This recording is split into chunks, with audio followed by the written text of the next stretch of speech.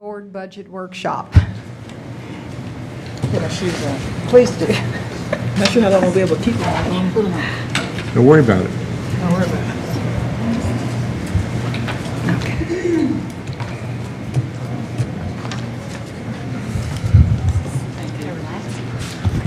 Thank you, Mrs. Appleman and board members. Good evening. Good evening. Very special welcome to our great faculty leaders over there, the JCC, and over here, and glad to have all of you with us again this evening. Board members, I am going to be as brief as I can in running through this next presentation to you. This is Board Budget Workshop number 4, and I'm going to start by giving you quite a bit of metrics. Oh, I'm sorry. I'm getting ahead of my operator. Oh, we're getting signed on. Okay. Just a moment. Okay.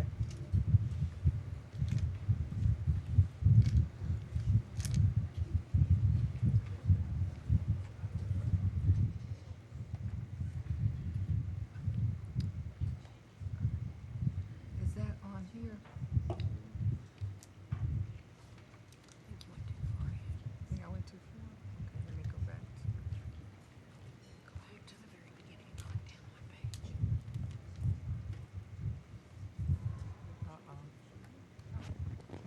Madam Chancellor, could you send someone over for technical assistance to get me on the right page? I need technical assistance to get a board member on the right page. Who's doing that tonight? Technical assistance, please. To the corner of the table. How do they do it at Lowe's? Technical assistance needed at the corner of the table. Right here, I did something, so Oh, it's not on the internet. Everything's down here in these. okay. Everything you need, you'll So where, highlight. is her presentation on here? It is under, it's under, No, she'll make it. it's called, You're not gonna approve it.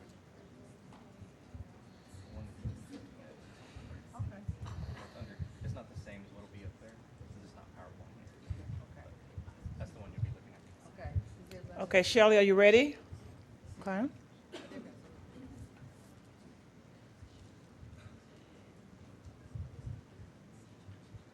Okay. If you would go, before you leave that picture, look at the pretty picture of the Trinity River East campus. I just point that one out because that's a new one you haven't been looking at. It's a night vision photo of the Trinity River East campus that we think is very nice. Next one, you all know how I love pictures, so I always throw that part in. The next slide will show you the discussion points that we're going to do this evening, the district metrics. We're going to highlight accomplishments that the college has achieved and things that we've done for this past year. We're going to talk about the 2012-13 Student Success Initiatives, the potential cost savings that we have been able to get. And I'm going to present the preliminary budget to you along with some recommendations. And the recommendations are going to have, well, there are several, and you'll see them as we get to those.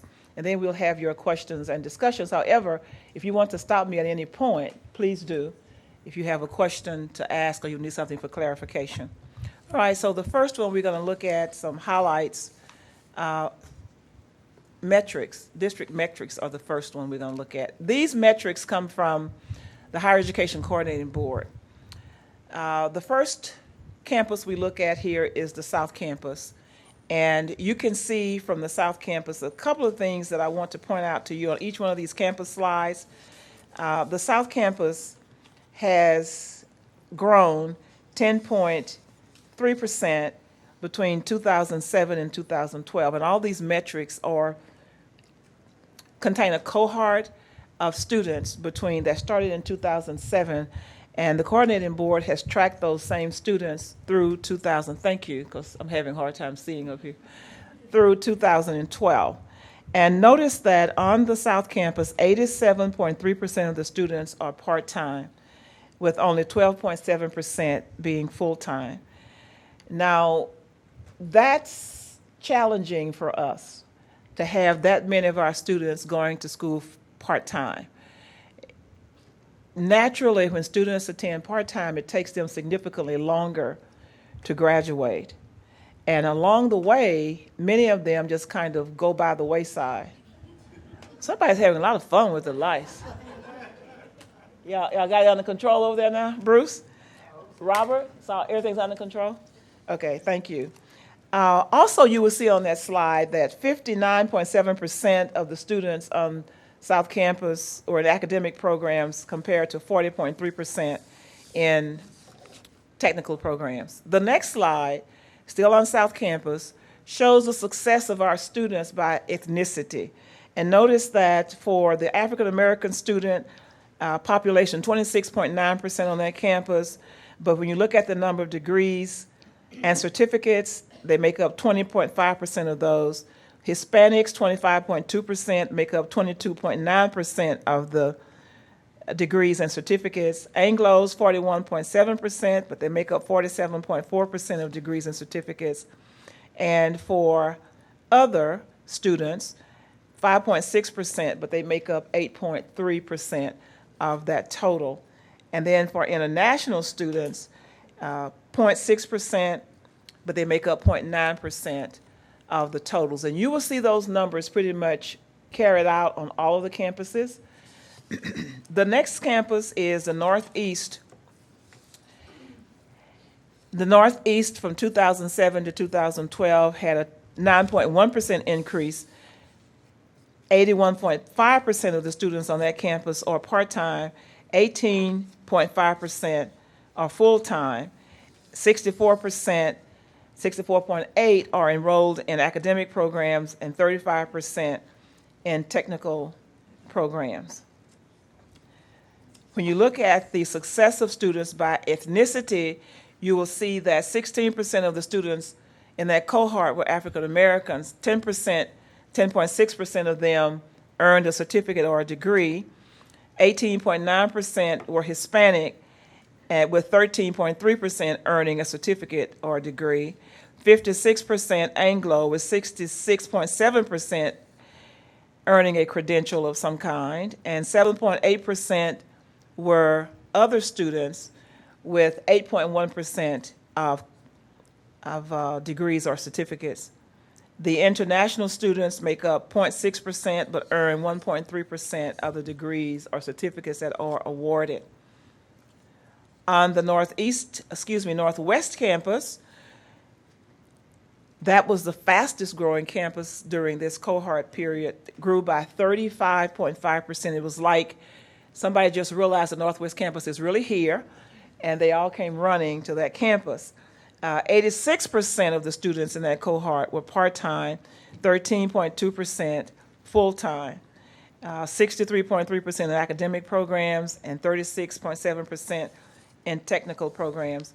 And we were talking today about, you would probably expect the number would be larger for Northwest campus because of all of those technical programs, but all of them have limited enrollments, and so that's one of the things that keeps them from being a little bit bigger. The next campus is Southeast. Southeast grew quite significantly as well, 19.4% in that 5-year period, with 82% of the students being part-time, 18% being full-time, 65% in academic programs, and 34.2% in technical programs. When you look at the success of students by ethnicity, 24.8% on that campus, African Americans with 21.7% earning a credential, 22.9% Hispanic with 22.3% earning a credential, 39.9% Anglo with 40.1% earning a credential, 11.2%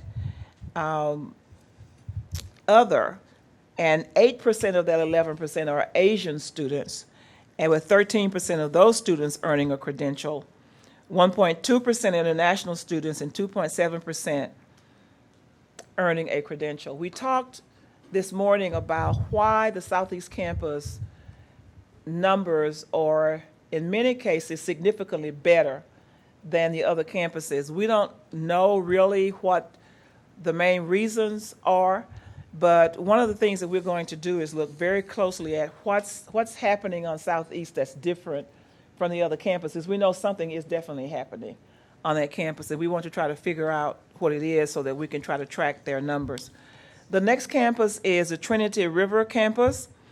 They were not open in 2007, so you can't track the growth there. But on this campus, 89.7% of the students are part-time, with only 10.3% full-time, 57% enrolled in academic programs, and 42% in technical programs. When you look at the success rates of students, 17% African American, earning 11.7% of the credentials, 33.2% Hispanic, earning 19.9% of the credentials, 42% Anglo, earning 60.9% of the credentials, 6.3% other, earning 6.8% of the credentials, 0.6% international, earning 0.7% of the credentials.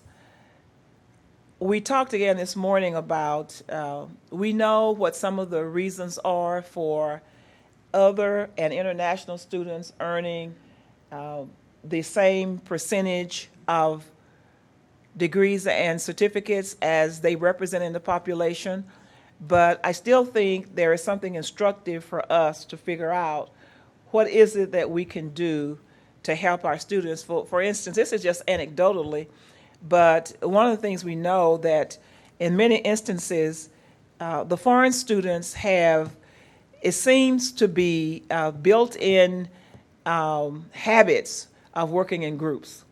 They do a lot of study groups, a lot of you would call, what do we call it, the learning communities, just on their own. They just do that on their own. And we have got to find ways to help many more of our students get accustomed to doing learning communities so that they can be more successful. This next slide shows developmental education and how we have fared with developmental education by campus. If you look at the South Campus, the students who were below standard were 975 on that campus, and you see the numbers are pretty evenly distributed. Faculty members, you'll recall some time ago I said if you were to put a dot on the board by campus of every student who needed developmental ed, you could really not tell one campus from another. These numbers bear that out. We have, every campus pretty much has the same or similar number of students who came to us below the standard. Those who met the TSI obligation within that period were 19.1% on South, 18.9% on Northeast, 21.2% on Northwest, 27% on Southeast. Those who completed the college level course after they did their remediation, 7.3% of the students completed that college level course or a college level course on South, 5.3% on Northeast, 8.2% on Northwest, 8.9% on Southeast. When you look at reading, the number of students who came below standard are still, again, pretty much the same around the district, and the numbers of those who completed their obligation within that 5-year period, 39.5%, 37.4%, 48.4%, and 46%. In that particular case, Northwest led the district in the reading, whereas Southeast led in the math. And if you look at the number of students who completed a college level course after they did their reading work, Southeast again leads the district in that number at 31.8%. And then when you go to writing and you look at the number of students who met their obligation in writing, again, Southeast leads at 48.1%. And then for the students who completed a college level course after the writing, I said reading, I meant writing, Northeast is at the top there with 28.3%. The next slide is about dual credit measures. And this one shows the percent of students on each campus who enrolled in dual credit. 4.3% on South, 1.2% on Northeast, 5.5% on Northwest, 10.5 on Southeast, and 4.4 at Trinity River.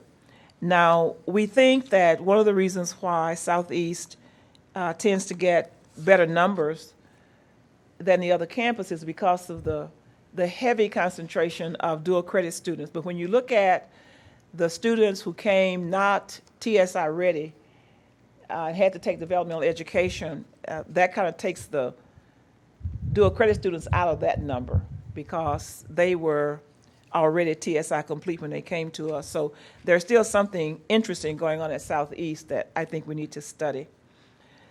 The next slide, I think you will really appreciate, of the students who came to us and did dual credit, the percent of students who persisted after the first year who were in dual credit were 89.7, 93, 90, and 90.8.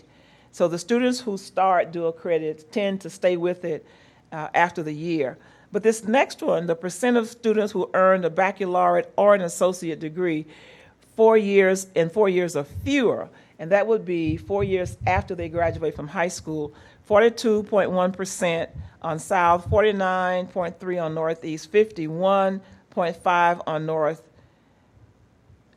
West, and 42.9 on Southeast. So there, Northwest leads the campuses on that measurement.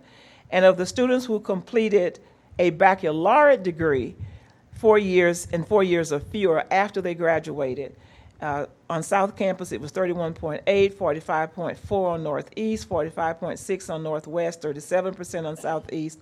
So again, Northwest also led the district in that. This is a very interesting measure for us because not only are we helping students persist, but we're also adding to the likelihood that they will graduate from college within 4 years, even with the baccalaureate degree. So those are very good numbers for us. We were talking the other day about the value of having early college high school on the campuses, and here's something that gives you a good picture of what the dual credit and the early college high school we think will do the very same thing. We know it will do perhaps even better because the students who graduate from high school after having been in early college with us will graduate with both a high school diploma, most of them will, as well as an associate degree. And so we'll be getting data on those students who finished their baccalaureate within 2 years after they left high school. The next program, the next slide I have up there is the graduate success in academic programs and technical programs. And you can see that the first one is the percent of the total academic employed and are enrolled. Those numbers are very good. The percent of students who are employed, this is on those who got academic degrees. The percent of who are enrolled in a 4-year or 2-year institution, and the percent of students who are still enrolled and employed at the same time, that last number. In the technical programs, the percent employed is the main one I think we want to look at, and those numbers are quite impressive. 79.9 on South, 70.8 Northeast, 81.1 on Northwest, 79.5 on Southeast, and 71% at Trinity. We know that those numbers are probably a little bit higher than that, but the coordinating board doesn't track students who graduate here and go out of state to work. And we don't know how many students that would be, but we know the number is a little bit more than what is shown there. So you can see most of the students who graduate with technical certificates or degrees do go to work. A few of them continue their schooling. They work and they are employed in much smaller numbers. The next slide is graduation rates through fiscal year 2012. And these are the students who graduated in 3 years, 4 years, and 6 years. And you can see those numbers across your chart there. Look at the difference between the numbers in full-time and part-time. Now, this is a phenomenon that we really have got to figure out how to get more students to go to school full-time. And we're going to develop a strategy to see if we can intercept, especially those students who come to us right out of high school, because a significant number of them also go to school part-time. And for many of those students, there's no reason why they have to. They just think they want to do that. They want to have their car, or they want to make sure they have the latest technology on their cell phones and all of those things. So they just go to school part-time, take a course here, take a course there, and take forever to graduate. With the new funding mechanisms that we have, it's going to be up to us to try to make sure we get students out of college significantly sooner. And if you look at the graduation rates of the students who come to us needing developmental education at the bottom of that chart versus those who do not need developmental education, you will see staggering differences. On South Campus, 8.1% for developmental ed, 14.3% for non-developmental ed. Northeast, 3.2 versus 11.3. Northwest, 6.4 versus 15.3. And Southeast, 5.8 versus 14.7. Trinity, 7.9 versus 22%. Now, one of the reasons for that is that we know that once the student gets in developmental education, some of them just never get out, which is another challenge that we're going to face starting this fall, where the state is requiring us to put students in regular college courses who would have normally perhaps been in developmental education, but they are being exempted from taking the test. And the fear that we have is that many of those students are not going to be ready for college level work, and we're going to be required to provide support services for those students to make sure that they can indeed pass their courses. We're kind of holding our breaths on that one. Right, Presidents? We don't quite know what. We're waiting to exhale on that one. Quite know what's going to happen with that one. The next one is transfer students from the fall 2006 cohort, where you see all the students who transferred. You see the transfer cohort, and you see the transfer rate. And that's pretty steady around the district, again, with Southeast leading with 28% of the students who actually transferred. And then at the bottom of that chart, completion measures average time to the associate degree, number of years, 4.7, 4.7, 4.7, 4.6, and 5.3 on Trinity. And if you look at the bottom at the number of hours that a student has, Northwest does slightly better than all the rest. The average number is 91. Keep in mind that it takes 60 semester hours to earn an associate degree. So we are really off the mark in a lot of these areas. But again, a lot of our students want to take courses over so that they can get a better grade. Some of our students wander around all over the catalog taking courses because it fits the time that they have available in their schedule. It's just amazing at what students will do. And you've heard me talk about how they will tell me when I ask, what are you studying? And they'll say, I'm just taking my basics. They sometimes don't know really what their basics are, and it shows by the number of hours. Some of our students who want to get into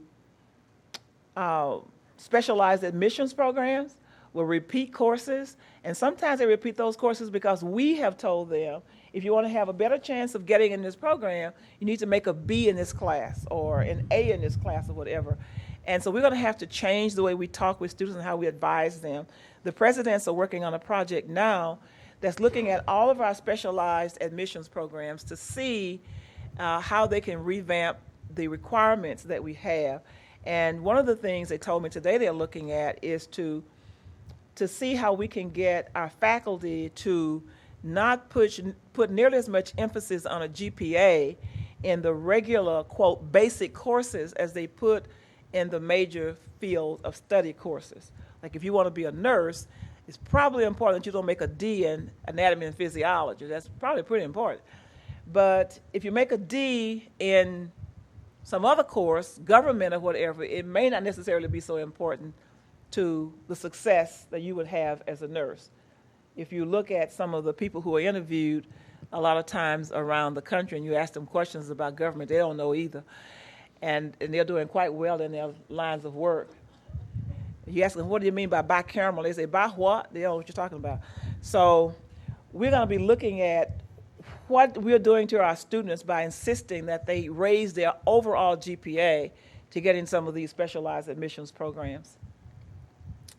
The next slide I will not belabor at this point. We've gone over that and over it until you probably dream about it in your sleep. And it's about the student success points model. And you know that this year we are having to combine reading and writing into one course. And we are going to get 1 point when a student passes that one course. Rather than a point for each, we get a half point for each one of those. So you're very familiar with that. I'll say one more time that Tarrant County College has an excellent opportunity to earn points. We get points all along the way, and I'm convinced that we will do that. I think everybody is tuned in now to the fact that we're going to be funded differently this coming year. The coordinating board has asked the same committee, and I served on that committee last time, they've asked us to come back and help them work up a strategy where we are going to be competing against ourselves starting the fiscal year 2016 is the year that we will start competing with ourselves, not against each other. The next section of slides will contain highlights and accomplishments that we've made over this past year. All of that money you approved in our 2012-13 budget. We think we've used it very wisely, and we've accomplished a lot of things. In that top slide up there, I'm having a hard time reading. July, we had the academic enrichment program for all of our students who came to us below the place where they need to be. I keep trying to think of the right terminology. Dr. Kim Beatty told me I could not say they failed the test anymore. She said, if you say that one more time, I'm going to stand up and raise my finger. So notice, was she here tonight? Notice I didn't say that. Okay, what I said was they needed academic enrichment. And so we put them in the academic enrichment program starting in July. We're getting some good results from that. April, we received the American Association of Community Colleges Excellence Award for Student Success. We were finalists for that award, and we received a very nice trophy for that. In November, we celebrated, as we always do, the Mary I. Gorley Scholarship Luncheon. Some of you board members have been to that luncheon from time to time. I'd invite you to come. It's one of the best scholarship programs I think I've ever seen. It's a program that chooses students who have a lot of potential but who are having a really hard time making it. And they give the students all the support they need financially to get to a good place. They're recommended by our financial aid office people, generally the director of the campus, and they do a wonderful job of getting students in. And I think they pretty much all succeed. I don't see David Jimenez here tonight, but I think they're pretty much always graduate. They do very well. Next one. November, we did the Learjet dedication. Mr. Carter is there with his dapper sunglasses on, along with Dr. Morrison and Mrs. Appleman. Is that right? On that one. That was a great gift to the Northwest Campus program. November, we received another check from the Texas Workforce Commission, a training grant.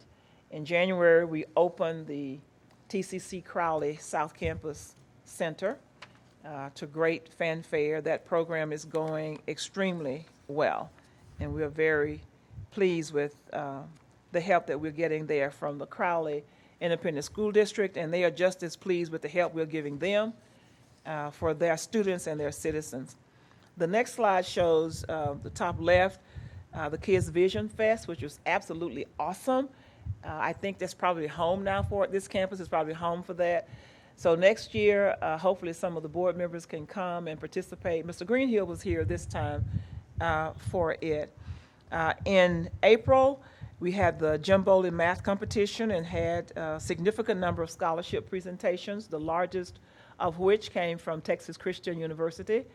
They're here every year to give our students scholarships, but so did other institutions give scholarships. TCU's, of course, is the most because they're the most expensive, but they do give a full ride scholarship to those students for their last 2 years. The other wonderful thing about that scholarship at TCU, they work very hard with our students to get them into graduate school, and a significant number of them do go on to graduate school and do very well.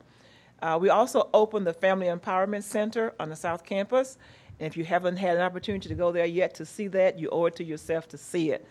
Dr. Jordan and his staff have done an absolutely awesome job in getting that facility open to the public. The whole idea behind the Family Empowerment Center is to bring in families, to let them understand what opportunities are at TCC for the entire family, and that they're just waiting for them to come in and take advantage, whether they have children who are young, can go to summer camps or do some other things during the year, whether they need a GED or they need ESOL or they need to just have a little bit more courage to go back to school. They're there to help with all of that. In the next slide, you'll see our mobile Go Center. I don't know how many miles we've put on it this year, but it's been pumping, going out all over the community. And of course, this picture was taken on the TCC and Me Open House Day, and you'll see a picture of all the campus sites there for TCC and Me. I think by everybody's estimation, it was quite a day for TCC. The next slide shows in April the Beta Delta Omicron International Hallmark Awards for Southeast Campus students, and you see some of our students there. Our students do extremely well in all of the competitions they enter from around the country, and I always have them in your board books as accolades or news articles or whatever. We just have a whole wealth of things that our students do, and that thanks really goes to the faculty, because it's always faculty sponsors for all of these groups who work very closely with our students to make sure that they participate and that they do well. The bottom picture is forensic students who in the spring, I believe, of 2013 in 505 regional tournament from the Northeast campus won all kinds of accolades. I saw that picture earlier and I said, that's not our campus. I thought for a minute Larry had built the Performing Arts Center, and I didn't know anything about it. So I said, where'd that picture come from? Well, that's actually, those are our students at Tyler, you said? Tyler Junior College. And then the top picture is the Chancellor's Emerging Leaders students' graduation. We had them all in this room, and they were just really pleased to graduate from that program. We're staying with those students once they graduate from that 1 year, and this year coming up will be year number 3. And we're using those students to help mentor other students and also working with them to go to the next level. And I have to thank the campus student development services area. The vice presidents and the director of student have done an absolutely outstanding job of mentoring these students and working with them, and they're always with them in all of their sessions. So it's gone very, very well. And then the last one is this is where the rubber really meets the road.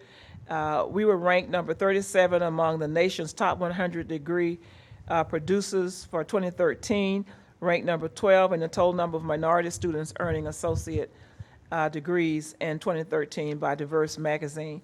So that's something of which we are very proud. The next slide, y'all gonna thank, very good.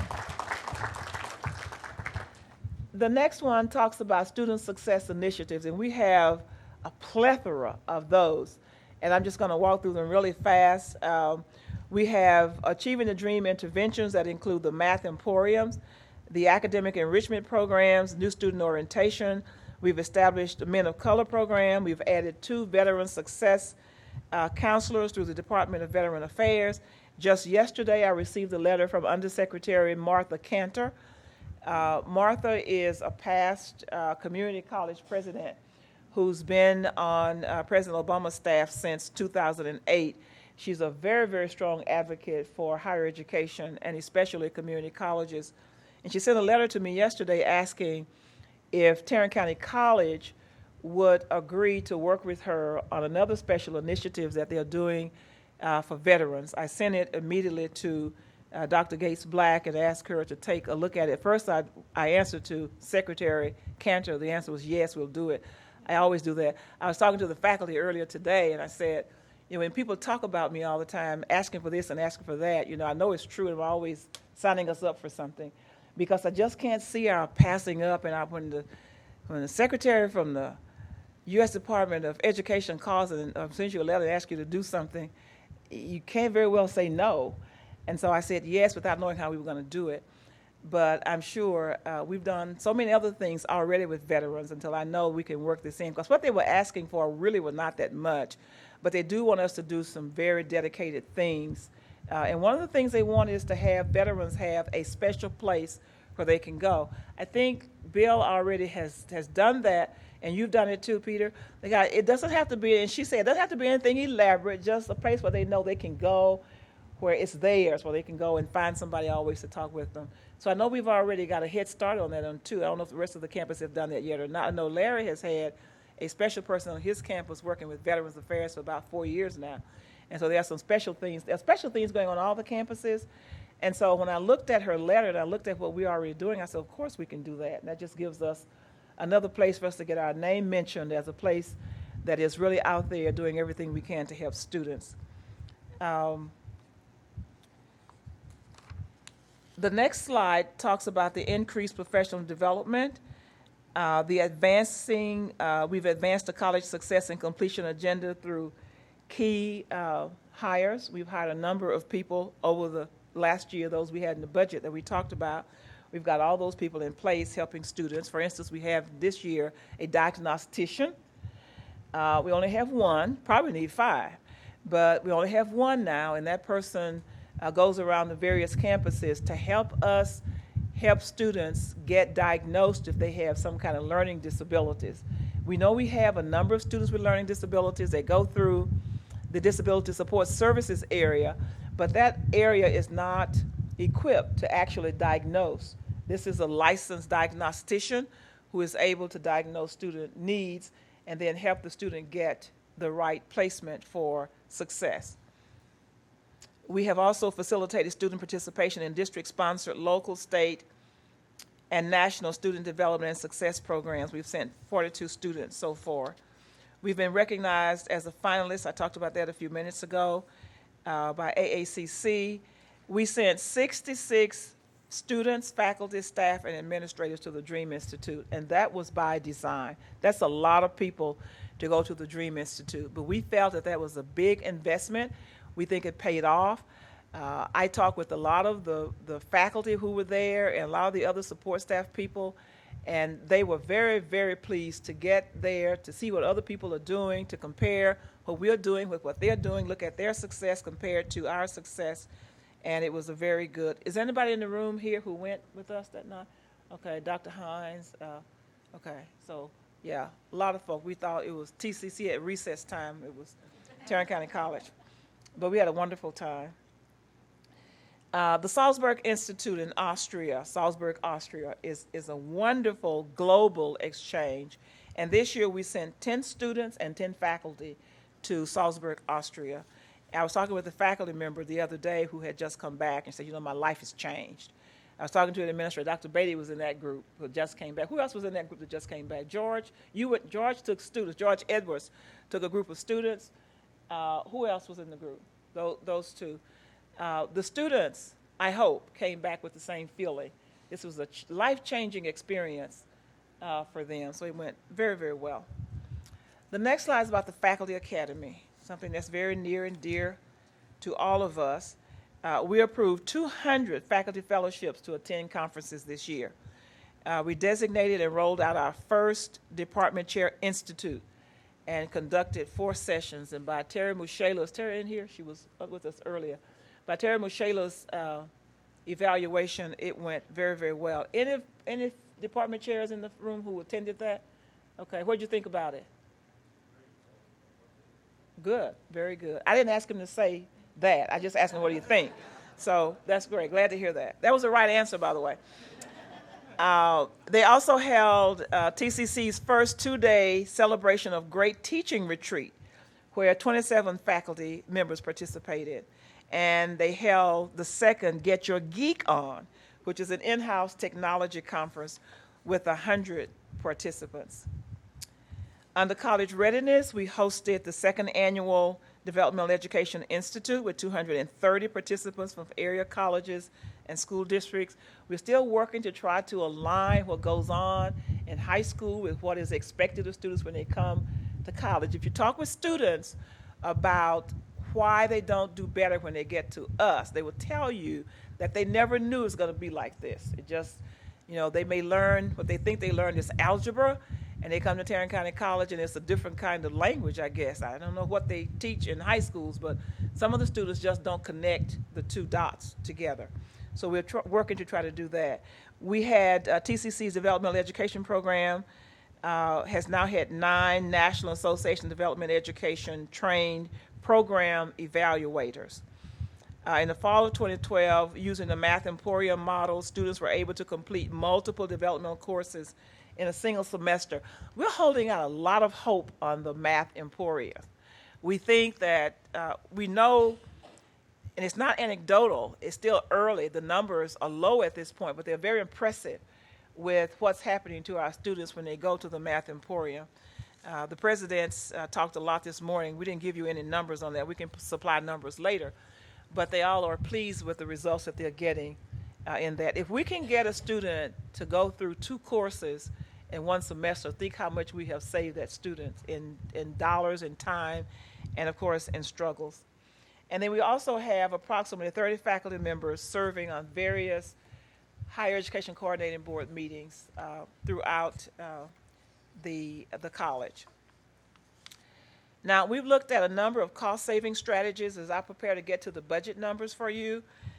We've looked at utilizing new technology for the Math Emporium. That's going to save us, we think, quite a bit of money. We can't quantify it at this point, but we're looking at it as a cost saver. We have a change in the approach of efficient management of technology funding.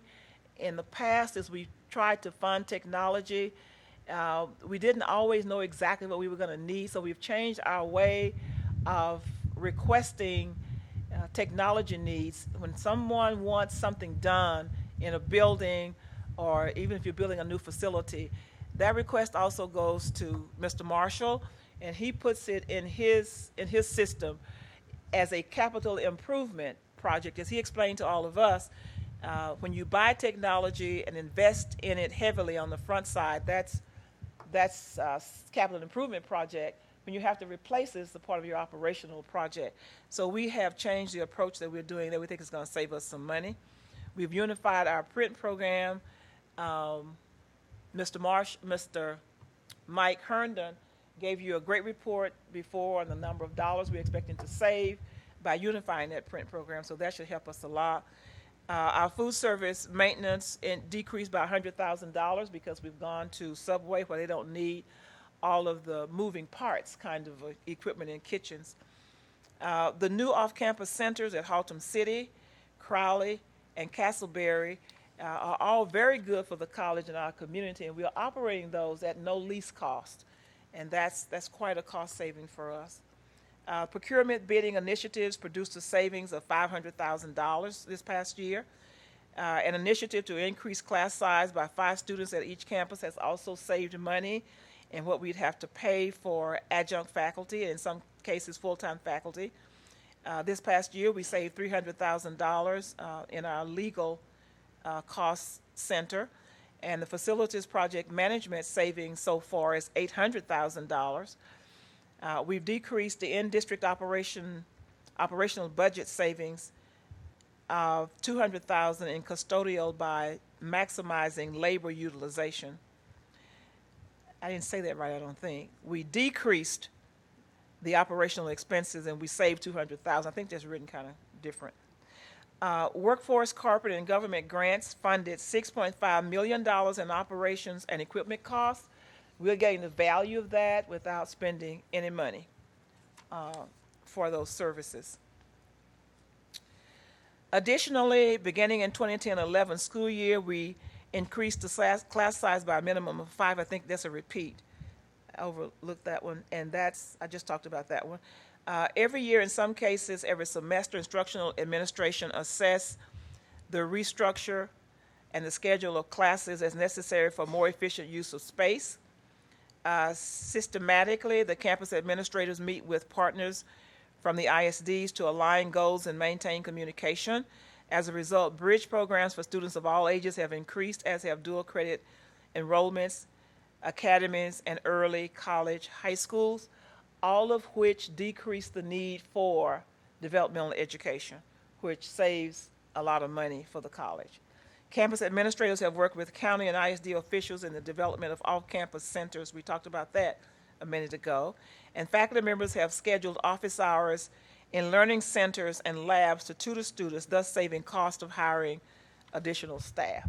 So those are the highlights of the cost-saving strategies that we have implemented this past year. And now for the preliminary budget. The first slide shows you what the CALT members requested, and the CALT members made these requests based upon requests that they got from the people in their areas of responsibility. And when we began looking at all of these requests on June 25th, we had $15.8 million worth of requests.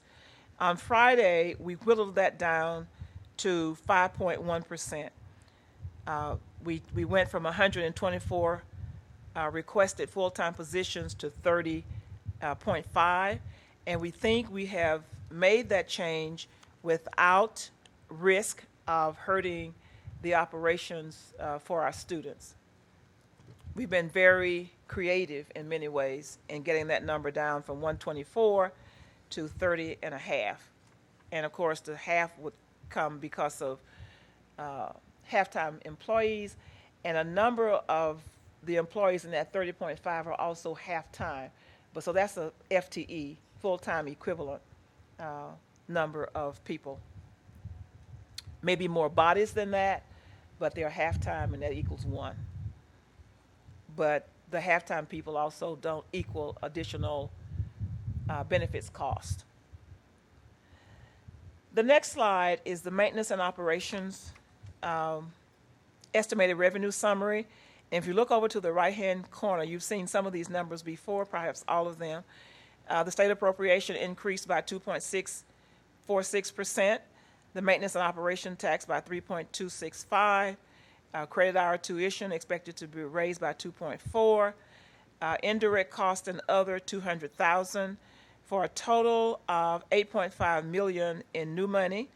The tax revenue for renewal and replacement 5.4, and when you add that to the 8.5, you get to 13.9. We separate the renewal and replacement money because we have always set that aside because we know that's something we've got to do.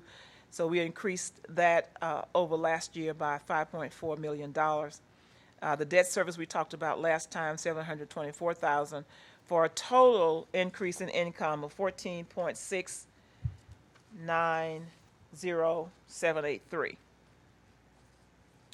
Now the next slide is the preliminary budget summary that shows that there is an 8.5 million dollar increase in the maintenance and operation costs, $390,000 decrease in the auxiliary funds, 7.1 million dollar decrease in the renewal and replacement, and the $724,000 additional in debt service, for a total in the operational budget there of $1.687 million. This next slide is expenditures, and I am proposing a 3.5% salary increase that will cost the college $6.7 million, a $1.50 per hour increase for full-time faculty overload, full-time faculty summer teaching, and adjunct faculty, which will cost $825,000, an additional $375,000 for department chairs, promotion in rank, and some salary adjustments. The majority of that money goes to department chairs for work that they are doing. We changed the way department chairs contracts are given last year. They are now on 10.5-month contracts. They were on 9-month contracts, but they very often had to work extra time in order to do what they need to do during the summer. So we changed that, and we didn't pay them accordingly last year. So that was something the Salary and Benefits Committee asked us to consider, and we have included money for them. Those positions you saw, 30.5 positions, will cost us $1.46 million. The new academic advisors that was recommended last time, and we all thought very well of that, will cost us that's 10 advisors, will cost us $467,920 that we're taking out of the sticky space fund. The standardization of personnel, we've been working for the last 4 years to try to get standardized staffing among all of the campuses. One library may have 2 public services librarians, one may have 4, one may have 1. And so we've been working over time to try to get all those numbers standardized, and it's going to cost us $117,000 this year. We've taken a little bit at a time. This is probably the lowest cost that we've had. We're just about there, right, Presidents, in getting standardization. This may be the last of that work. And of course, the new fringe benefit cost will be $325,000, operating increase 2.4. We are going to, we're proposing here $1 million expenditure for a 24/7 help desk for students. We are required, very good, very good. Our students need this help, and we are required, we have online courses, and we really haven't done a lot to support online students, but this is not going to be just for online, it's going to be for anybody who needs help 24/7. And faculty and staff. Okay, very good. Financial aid outsourcing, we're going to outsource financial aid. It's going to cost us $435,388. And we're going to take the people at the district office who are housed in this building who have been working in financial aid down here. We're going to put them on the campuses, because one of the things we want those people to do is to work closer with students about financial aid, especially with financial literacy. Especially help them understand that when they drop a course, there may be dire consequences. They may have to pay money back. Especially to help them understand that if you're going to Tarrant County College, you may not need to borrow that loan, even though you're eligible to get it. It may not be in your best interest to take it. So we're going to try to do a lot more work with our students. We're required by law to collect the majority of the money that students walk away owing us. And this is another way we're going to try to head that off, so that we don't get in jeopardy with the federal government. When an institution has a very high ratio of non-payment, the institution gets punished by the federal government. So they put the onus on us to help keep those costs down and then collect as much as we can. So that's one way we're going to try to get ahead of that. We're okay now, and we want to stay okay. We have $200,000 of insurance cost, additional $200,000.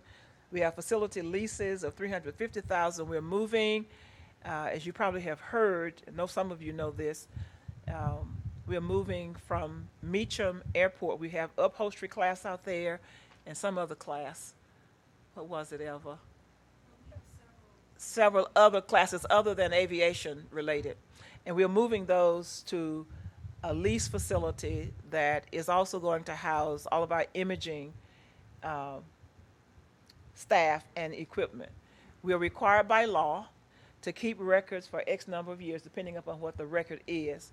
And in a district as large as we are, that's a lot of records that we have to keep and image some kind of way. So that staff is going to be out there as well. That's $350,000 a year. We intend to spend the $2.24 million on sticky spaces this year. We're adding another $300,000 to our TACC budget. You know, that comes up in November. And we're fully expecting to be accredited in November, or reaffirmed, I should say, have our accreditation reaffirmed. It costs us $425,000 a year for the county to collect our taxes. And that last $342,000 is for district initiatives.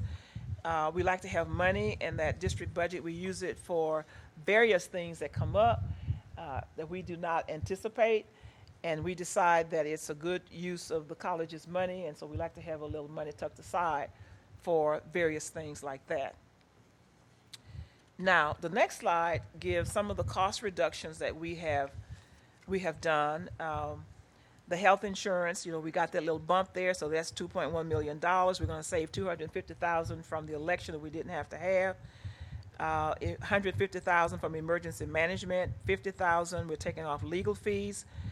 65,000 in equipment, 60,000 program curriculum and program development, and various and sundry things, up for a total of $4.1 million that we are reducing. And then, of course, the IT capital I just talked about a minute ago. I don't think I finished that statement.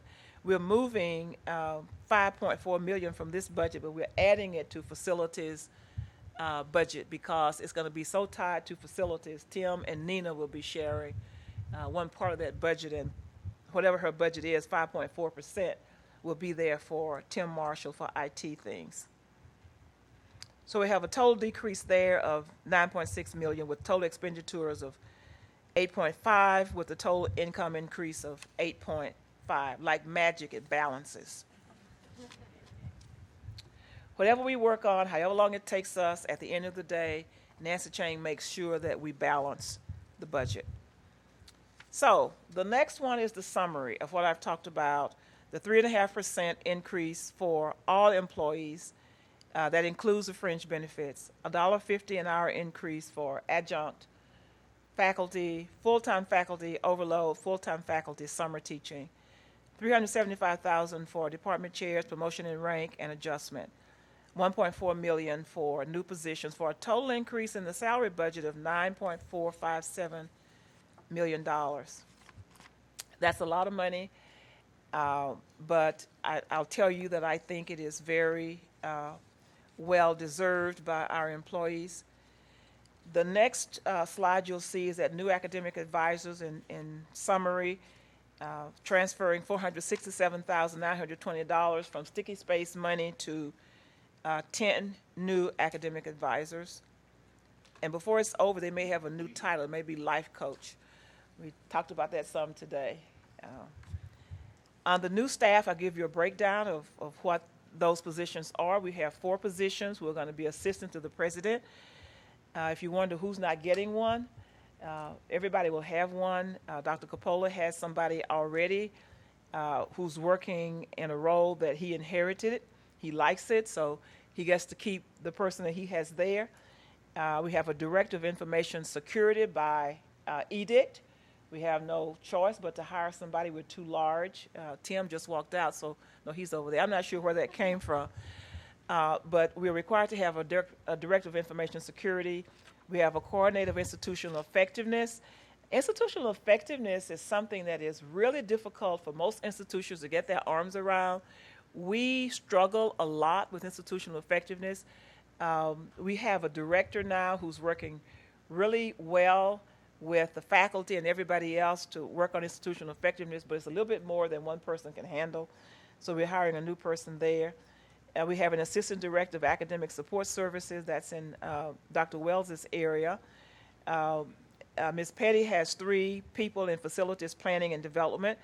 Our goal in facilities planning and development is to grow our own people so that at some point we won't have to have as many consultants as we have. And so when you look at this, as these people come in and you look at what we don't spend in consultant work, it's kind of a wash, but we put it in as new positions anyway.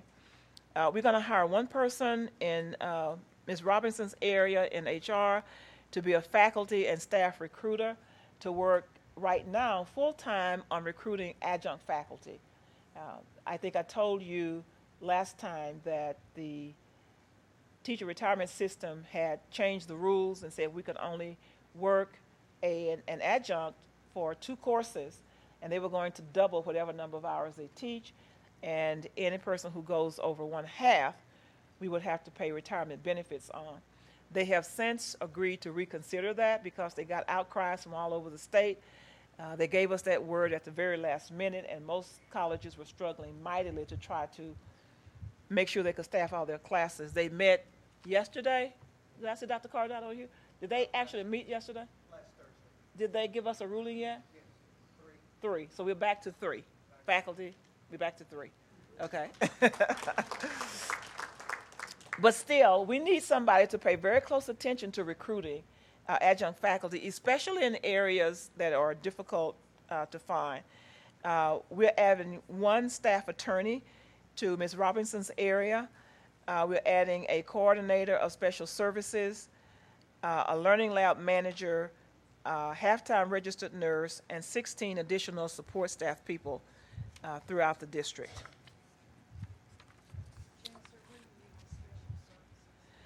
Whose position is that?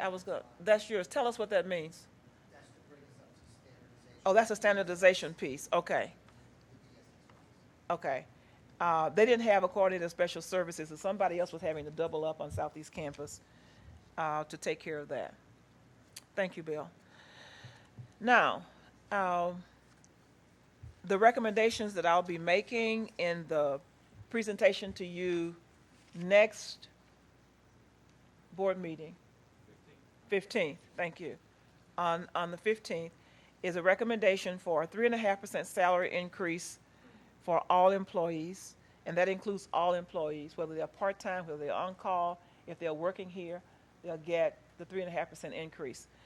The next one is a $1.50 an hour increase for adjunct faculty, and as our JCC member, Maureen Hockenberger, I was going to say it right at first. Maureen said to you last time they were disappointed because some of the faculty, and probably some of the adjuncts as well, who've been working for a long time, did not get the full increase. And we're going to make sure that we increase the outer limit this time so that everybody can get that $1.50 per hour increase. And so let me stop there for just a second and tell you, because the last time we talked, I think we were all thinking that perhaps a 3% increase would be something that the college could afford. And I went away from that meeting and I thought long and hard about that 3%. And I looked at all of the wonderful things that our faculty and staff have been doing for the last 4 years, actually, working extremely hard. I know that we're going to have many other things to do. I think it's fair if we can afford to do this increase that we do it. We work really hard to cut money out of other places, again, where we think there will not be a detriment to student success. As a matter of fact, I think giving a 3.5% increase or giving as much as we can give to our faculty and staff is an incentive for people to continue to work very hard. The faculty laughed at me earlier today when I was talking with them. I said, I want you to have a 3.5% increase, so next time I ask you to do something, you won't complain about it. And so they laughed, and I said, you mean there's going to be more? Absolutely, there's going to be more. It's always more to do for us. So they already on notice that, there's going to always be more. But so we had left with $1 per hour for the adjunct and the overloads, and I increased that to $1.50. And I would strongly ask that you strongly consider granting my request for the 3.5% for all employees and the $1.50 per hour increase for the adjunct and the full-time faculty who teach overloads in the summer. My next recommendation is on the tax rate. Recommend that we stay where we are on maintenance and operation. Our debt service will go up by a half penny, and again, we have to raise that to keep up with whatever it costs to pay the debt service, which would take our new tax rate to 14.95 or 0.1495 from 0.14897 to just a half a penny increase on that line. The next recommendation is on tuition. You passed a motion year before last, I guess, to make the $2 change in tuition, and that was going to last for a 3-year period. And so there is no recommendation for tuition in district, out of district, or non-residents. And finally, the last thing up there I want you to know is that Tarrant County College is in pursuit of becoming a leader college. And we'll have some very good news to announce, we hope, on that very soon. And with that, that ends my presentation. How did I do on time, group? Did I do okay? They told me, Mark McClendon, I have to always give Mark credit for this. I was preparing for the budget after Mark came, and we had lots of things. Mark said, Chancellor, you're not doing this right. And I said, what is it? He said, you got to tell the story. They got to understand who we are, and don't just put numbers up there. So I started telling the story. And so yesterday I was going over with Mark and Nancy. He said, you're telling too much of the story. I said, too late, too late. I'm going to tell this whole story. So we did cut out a few things. We got the whole group together and they all agreed, you can tell a little bit less this time. Save something for next time. But anyway, that's my story and I'm sticking to it. So, board members, any questions?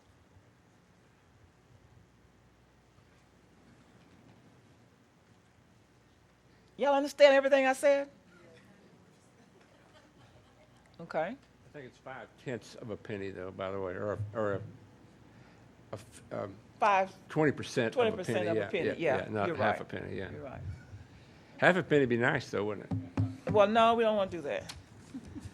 We don't want to do that. Other comments or questions? Yeah, we need a little time to reflect. My first thought is I really don't like the idea of using the sticky money sticky face money for other things, but and also it's that we're pretty close to the top of the scale in compensation already, and I thought we pretty much agreed to 3%. So, but that's my main two comments on it. It's like a pretty good job you put together. Thank you. Anyone else? Mr. Heath? Ms. Vanderbilt? Dr. Morrison? Any other questions? Looks like not. Thank you. And thank all of you who worked to put this together for us. Well, I have a final request, if you would indulge me, and that is I'd like to ask, Mr. Carter just expressed his thoughts, except I'm not sure where he would go with that. But we're going to be spending this next week or two getting the budget absolutely finalized so that we can bring the proposed budget to you at the next meeting. I'd like to bring the budget to you in a way that you will approve it. Even though I can't ask you to vote tonight because it isn't on the agenda for any action. Is that right, Angela? That's correct. It's just for information. But I would like to know what your feelings are about this 3.5%. I realize that I'm making a bold ask of you, making a bold ask when I decided that I was going to try to do more than the 3%. I heard what you said to me last time. I did not ignore that. I went back to the staff and we worked very hard on how we might be able to do more than the 3%. And I didn't ask it frivolously. I have very good reasons for it. I do think it's important to compensate people as much as we can for the work that they do. And so I ask your consideration of that. So, but if you don't want to approve that, if you'll tell me I don't like it, I don't want to do it, then I'll go back to the drawing board.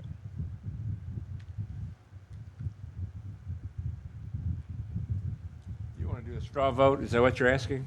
In a way. In a way? Angela, can we do a straw? I mean, just opinion. No, I mean, I it's think, it's your kind opinion. of what you're asking for, really. I I would mean, think- I told you already, so. Comments as to how you would lean towards these two changes. Yeah, I was very much for the 3% increase, and I guess my concern is this year we've got an increase in revenue from the state, but how do we know what's going to happen next year and the years in the future? I think since we are at the top of the pay scale in terms of the top 10 colleges, and we include the Social Security that some of the other ones do not. I was just very happy with the 3%, and I'd rather see 3%. Would you like to comment to the transfer of funds from the sticky spaces Oh, account? I'm for that. I think that's a good idea to utilize some of that money for the advisors. Okay. Ms. Vandergrift? Is this on? Yeah. No, I'm clearly supportive of the transition of the funds to the advisors. And in terms of the 3.5%, it goes back to my comment at the last workshop that I do feel that the faculty works hard and they've come back with recommendations that usually are in the 5% range. And I want to say and give them due to their due diligence and the reason that they suggest that number. And so the 3.5 is or the half point kind of addresses that for me. Just, it gives them, you know, a bump up. I know there's a lot of responsibility in their world, and with responsibility comes more as well, so more effort. So I hope they continue that. But I'm comfortable with 3.5. It seems that you made the numbers work, and of course, you know, I was delighted to see you move the funds over for the academic advisors. So I'm in favor of both of those changes. I would agree, and I thank you and congratulate you for finding other areas in which you could cut funds so that we could award the faculty and staff a bit more. So I would be in favor of both recommendations. Yeah. I have another question. Is there direct engagement in the sticky spaces? You don't have to answer it today. You can just think about that later. I'm sorry. Is there opportunities for direct engagement to occur in the sticky spaces? I mean, it's not just a location. It's a location with an activity, with an intent, or some engagement. I don't know if you all could hear her question or not. Her question is there an opportunity for direct engagement in those sticky spaces? The answer is absolutely yes. You were right close to a sticky space in the Riverfront Cafe. I don't know if you noticed that little alcove back in the back. I did see that. That's a sticky space. And faculty members are down there on a regular basis. Students know they can just drop in at any time. That's what we want to create with all of our sticky spaces. Would be a gathering spot for students, for faculty, for advisors, for various other people to stop by and stick together. Okay, so at the risk, now that you opened that door, I had an idea that we were talking about how to get more faculty to commit to the weekly student advisement. So what if you gave them double time for 2 hours of advisement, give them 4 hours credit toward their 10 hours of office time, and that would be a great incentive. You hear that, presidents?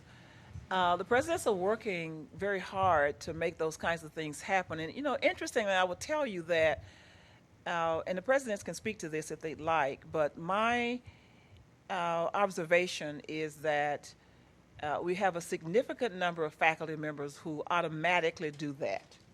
They don't need any incentive to, you know, 2 for 1 or anything. They automatically do it. But you're right, that may get the ones who are not so inclined to want to do that, to have it. But, you know, we don't supervise office hours at Tarrant County College. So that's not necessarily an incentive. You know, I have 10 hours I'm supposed to be in my office, but nobody checks on me. So if I'm not there, I'm not there. It's a matter, I think, of our changing the culture about what we need to do with that time. And I think it will come. JCC members, anybody want to add anything to that? I mean, am I too optimistic? You think it's going to finally come? Come to the microphone. The president of our JCC didn't get to talk last time because she wasn't here. She had something else. She had something else more important that she had to do, so tonight she gets to talk. Ms. Christina Miranda.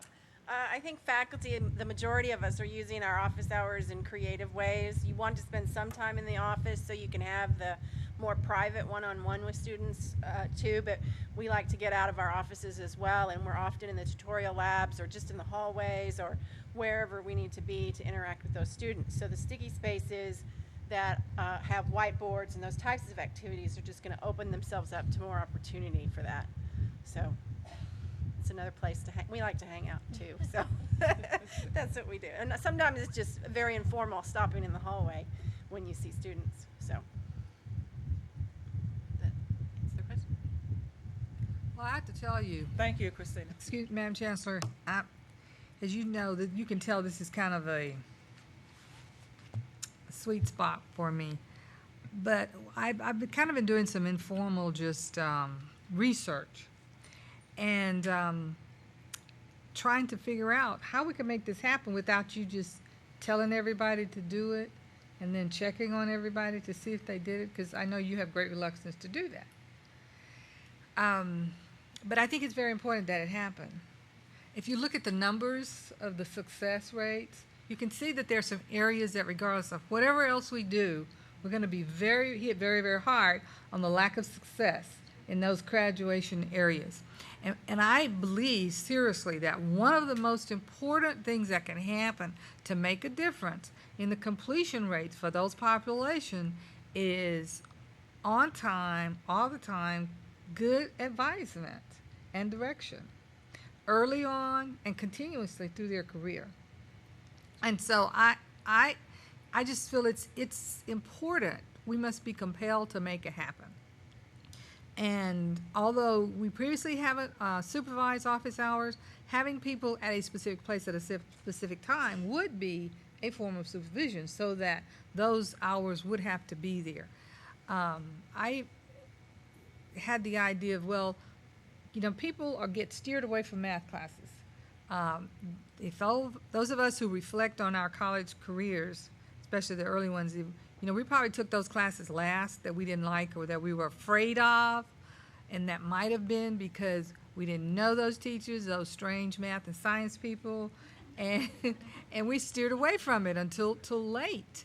Whereas had we taken those classes earlier, or had we had a real math person talk to us about the joys of math and made it fun and exciting like it really is, we might have launched into that earlier and it might have changed the whole path of our career.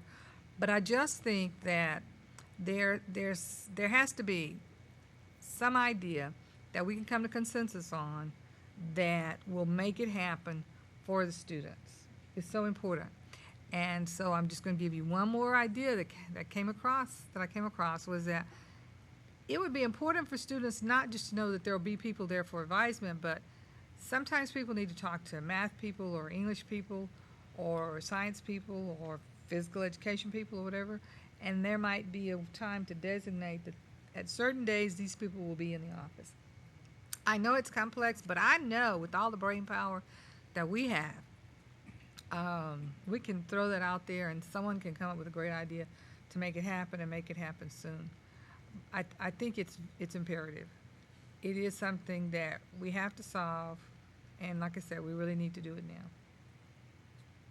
So, Dr. Morrison, I thank you for those comments, and I certainly cannot disagree with anything you said. When you've been around a place for as long as I have, for 45 years, you know that you're likely to see evolutions of things. Because what you're talking about is what we used to do right here at Tarrant County College. And we were accountable for our office hours. Absolutely we were. If I mention that today, it's like speaking something that's not very acceptable. Come back up if you want to argue with me. Come on back up. But faculty members still post office hours. They still post them. Yes, ma'am. Office hours are Come on. posted. Nobody knows where they are. I'm sorry. Office hours are posted on WebAdvisor. We have to put that in every semester with our hours that will be in our office. And then typically the majority of us also put, by appointment when needed. And then if we're not there when we say we're going to be there, the students will let our department chairs, division chairs, deans know that we're not there. And I know the majority of us in our building post them on our door, and it says when I'll be there. If I've stepped out to the ladies' room or something, I'll put up a sign. So it is clear when I'm there, and we are required to post 10. The majority of us are doing much more than 10 because you do get caught and you stay and you do additional work. So we are accountable. We are held accountable for those, and they are posted. And I'm sure that's true. And I think that probably, I'll just say this, the issue really is perhaps not with the faculty. It's with the students who need the most help. That's right. Yes, ma'am. The students who need the most help are the ones who are most disconnected.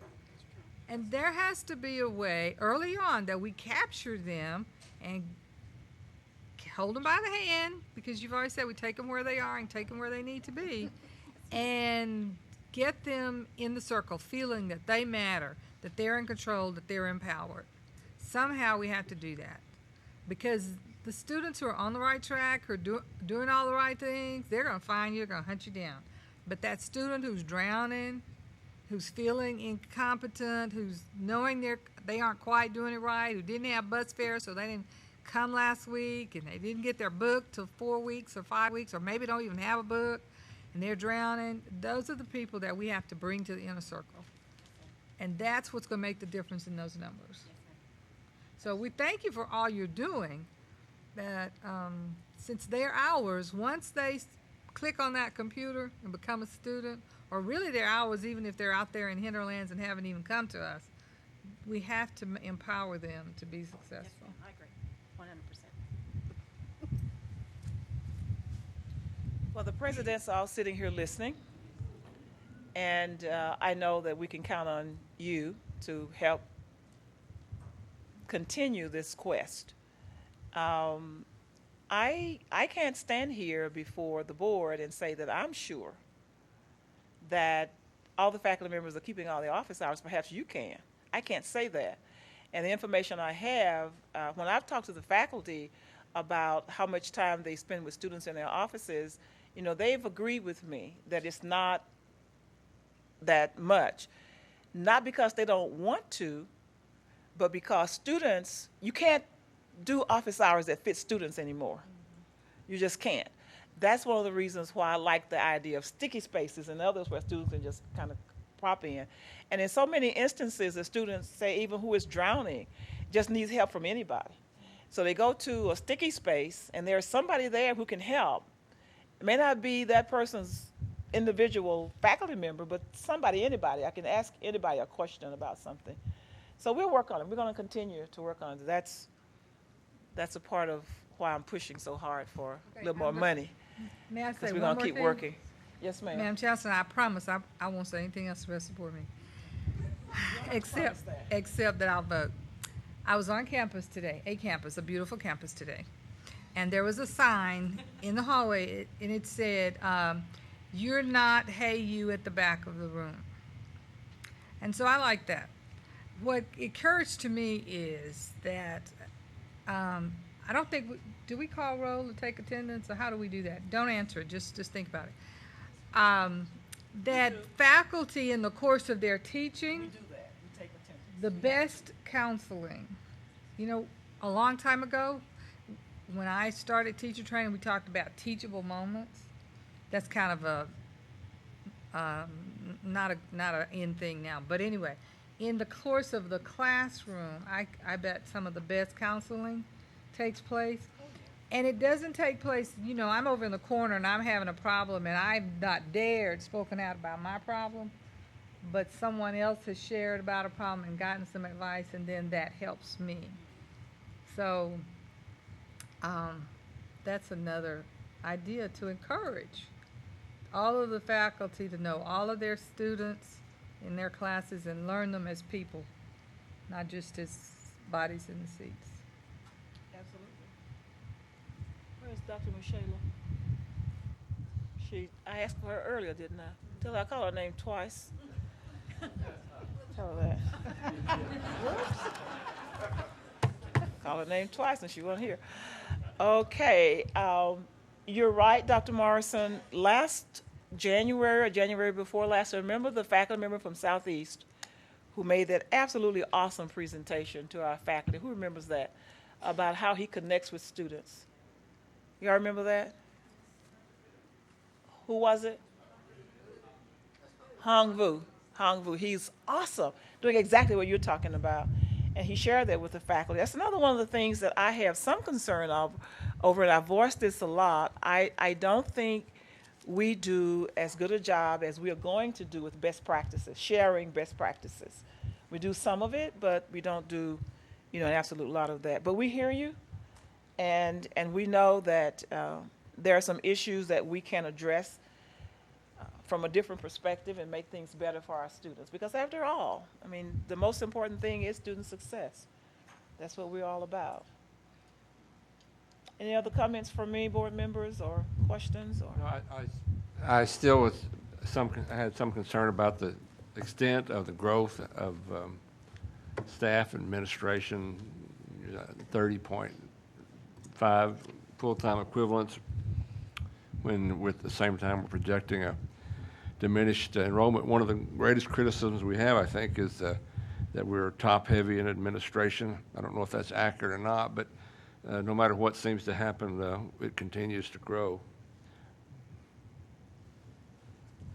I understand your concern, Ms. Carter, and every time we talk about positions, we look at how we're serving our students.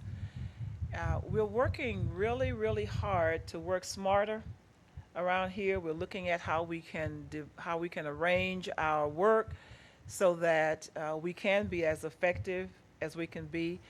If you take, say, the 4 positions that I talked about for the presidents, that's a good example of growing in administration. But if you look at the work that the campus presidents are required to do, there are a lot of things that they need to be doing that they don't have time to do, or they really do need extra help. And when you start looking at where you're going to spend your money, you always try to say, well, you know, we're going to work as best we can to get students. For instance, I'll give you an example. The presidents, each one of the 5 presidents, work very closely with all of the superintendents and the principals in their service area. That takes a lot of their time to try to get relationships in place and do a lot of these other things. They need somebody to help them with a lot of that. And it's not a clerical job. It's not somebody who is an administrative office assistant who can do a lot of the things that they need. That's just one example. You know, we're hiring another attorney. That's an administrative person that we're putting on there. But There are you can't. several. There's a lot of administrative I'm add-ons. sorry. There are a lot of administrative add-ons in the budget, I see. A lot of administrative what? Add-ons. Add-ons, yes. Most of those are not really administrative. They're administrative support, I guess you could call that. But you know, when we look at the college and how we're going to operate it, I think we're being very frugal. I mean, if you went, people say they needed 100 and, where was that number was? 111, and we got it down to 31. I understand where you may think there's still too many, but again, if you look at Tarrant County College, still in many instances playing catch up. One of the reasons why some of the colleges do better is because they have more people to put on something. Because a lot of the things that we need to do, we just don't have anybody to get that particular thing done. And so we either, you know, stay where we are and struggle along, or we try to find ways to staff to the area of need and get to where we need to go. Things change. One of Dr. Coppola's issues in the Southeast Campus Library, it's probably true in all the libraries, you know, students come in there now with all of their IT things, and they're trying to get work done. He asked for somebody, a half-time person, to just help students. Well, they're not trying to do homework. They're trying to do papers. They're trying to do it, and they have nobody to help them. So we add that on as something that we think we need to do to increase student success. Higher education is a people business. You can't look at it as you would look at anything else and say, well, you don't need all these people. I mean, it is people. It's very high intensity work with people. And you either do the work with people or you don't get it done. We can add all the technology we want. I mean, we got all this technology, the libraries are all wired, the students show up, and guess what? They still need help. So that's where a lot of this comes from. And that's why I encourage, you know, board members to, you know, get around, look at all the different things we do. I mean, we're like a whole city here, 50,000 students and all these locations. I mean, it's a very complicated operation. There's nothing easy about running this institution. It takes so many different things for us to do. The one thing that I guarantee you, as long as I'm at this college, I will always be cognizant of where we are financially, always.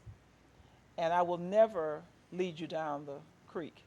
I'll never do that. We have, Mr. Carter doesn't believe me when I say that. He still thinks we're going to run into the ditch. And I keep saying, we're not going to run in the ditch. I mean, I understand that, I was teasing the guy there this evening, did your representative vote for us? And he said, well, he's a fiscal conservative. Well, I don't care what he is. We need education. And I understand fiscal conservativeness. I get that piece. But we're in the business of educating everybody who comes to us. And some of them are very expensive to educate. Very expensive. Some of them come here and just kind of walk through.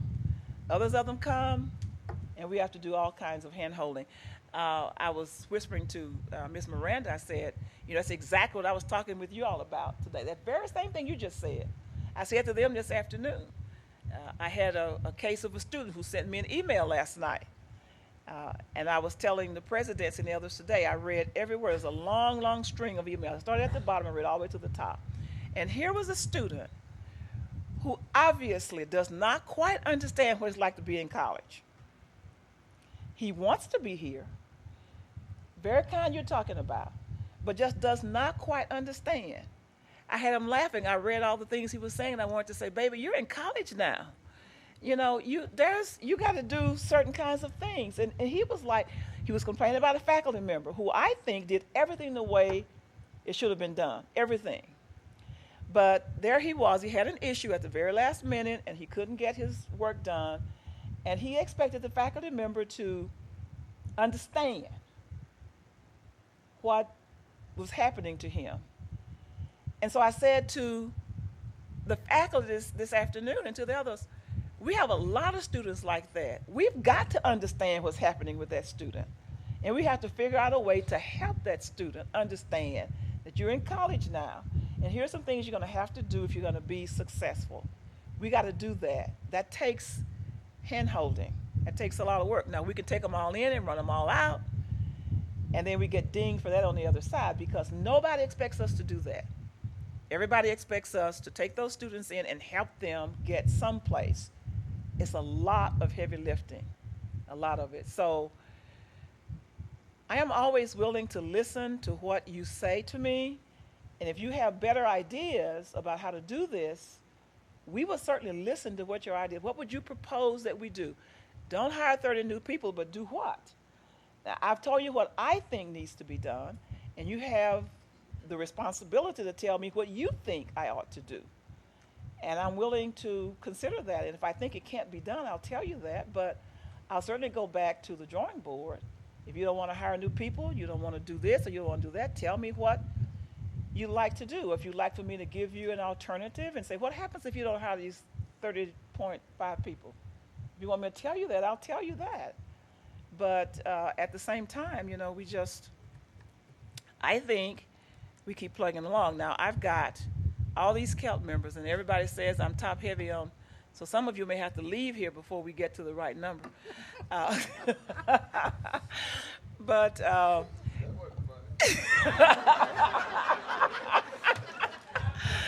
well, I mean, this is a team effort, and I wish you could be the JCC can tell you. I think some of them had some real eye-opening experiences. You all didn't know all that went on at CELT meetings, did you? They came like that, oh my goodness. I mean, we get real serious about how are we going to save money? How are we going to do this? How are we going to do that? How do we get to where we need to be with limited resources? So that's what we have. And again, we have balanced the budget for you. That's not the question, I know. Your question is, are we doing too much? Are we going to get way out there and get stranded and not be able to come back? That's the question. I get that one as well. But I guarantee you we won't do that. Now, we have some other things that we need to do, and I'll be the first one to tell you. I mentioned kind of in passing that, or maybe I was talking to the faculty, I'm not sure, when I talked about some of the programs we offer are not sustainable at this point. We need to do something about those. We need to transfer money from one area to another area. There are still other things that we can do. We're not close to perfect in how we're running this college, but we're working really hard to try to get there.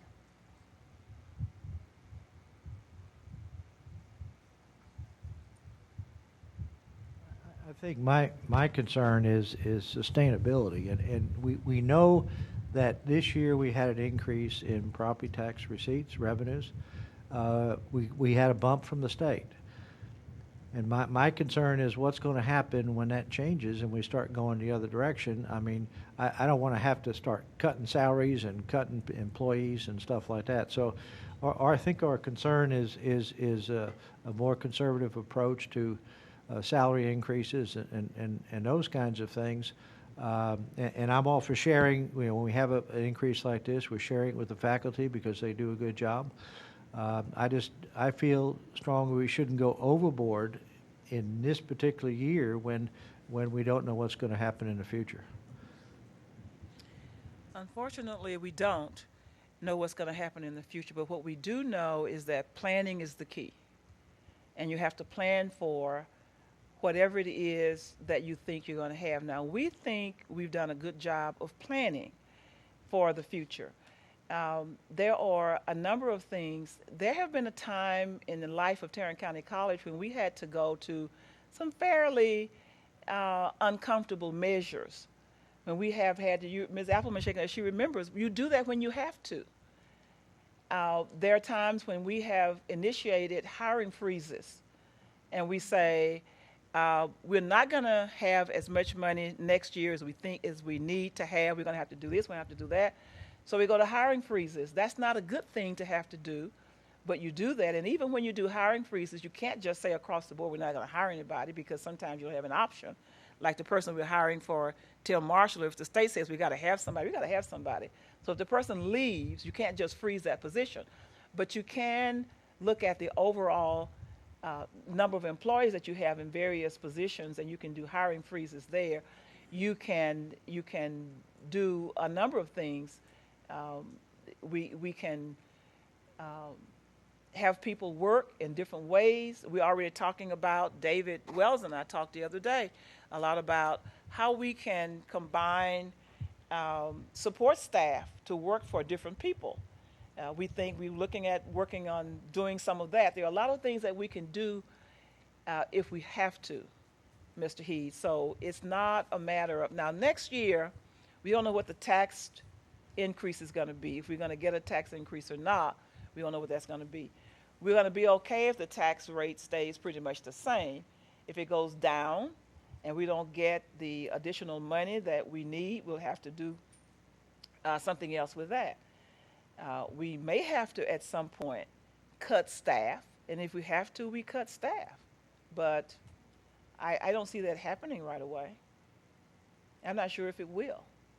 You know, again, I'll remind us that we don't know what the enrollment is going to be come September, August, whatever day classes start, 2026.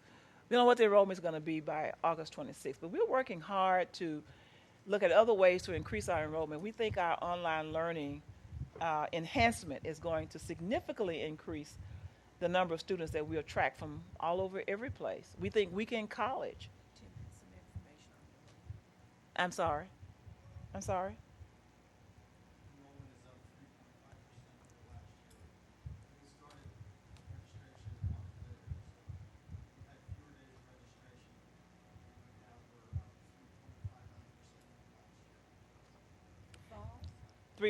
Yeah, he's saying we're up 3.9% over last year this date. We track registration by days, by hours. I called Tim Marshall the other Saturday when we were having some issues with the student, and I was trying to find out what's happening, what's going on. And Tim was at his computer. He said, I can tell you right now, registration is going fine. He just probably had a hard time getting on or whatever, so he tracks that stuff all the time. What I was about to say, that leads me right to this point. Wait, let me make sure I understand, and I'm not sure all of us heard. Registration right now, is it up 3.5% for fall? Yes, compared to this time last year, 3.5% up. Okay. But we've only registered for 17 days, and this time last year, we had been registering for 46 days. Did you all hear that? Can you hear him? Yes. Okay. And then we also have. You want to come to the microphone? They seem to be having difficulty hearing you, Tim.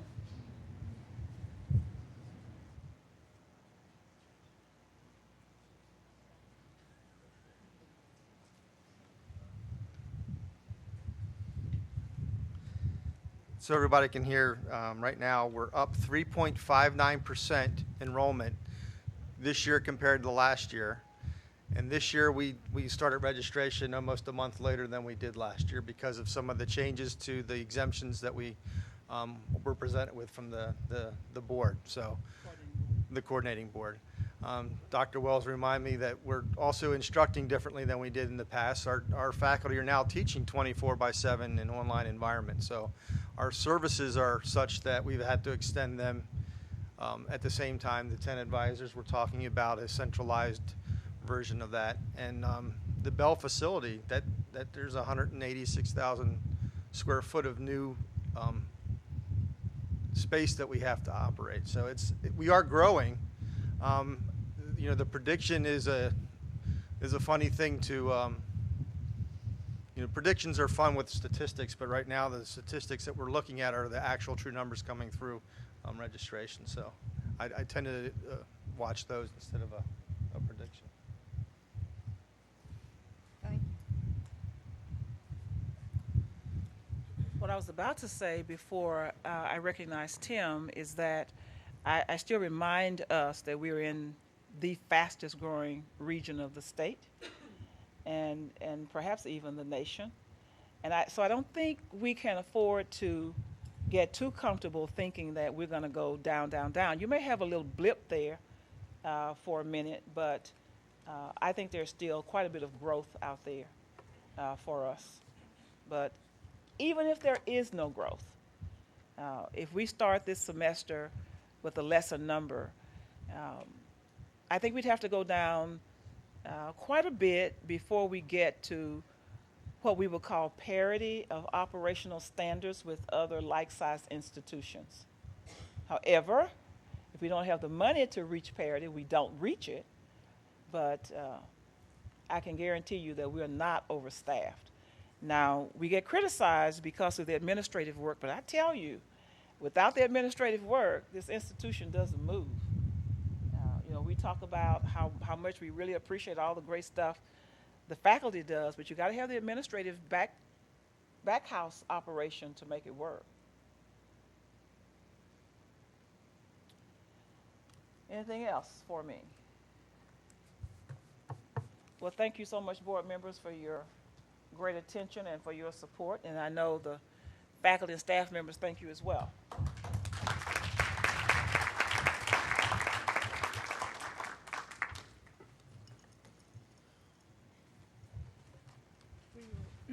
Return to the agenda, but before we do, Dr. Fulkerson, we're in your house and we're freezing to death up here. The guys aren't, but are you not? I think I noticed someone in the back of the room getting a cover too, so thank you, just slightly, and then the gentleman will start complaining about being warm. Well, I was up there in the hot seat, and I was not. You were not. You were not. Not only was I not cold, I got a fan right behind me, and it was going strong. All right, we will return to the agenda and move to the consent agenda. One item, consideration and approval of interlocal agreement with the Texas Association of Community Colleges to participate in a cooperative purchasing network. And I would ask the board's approval. Move for approval. Second. Any questions or discussion? All those in favor, aye. Any opposed? Committee reports. There is not an Audit and Finance Committee report this month. Might I make a point, Ms. Appleman? Yes? The Audit Committee will meet the end of August to review what their intentions are for the coming year. So at this point, if any of the trustees have suggestions for some particular area that they have of interest, it would be a good time to make that suggestion. Mr. Carter is the new chair of the Audit and Finance Committee. Congratulations to him. Just what I needed. Another high-paying job.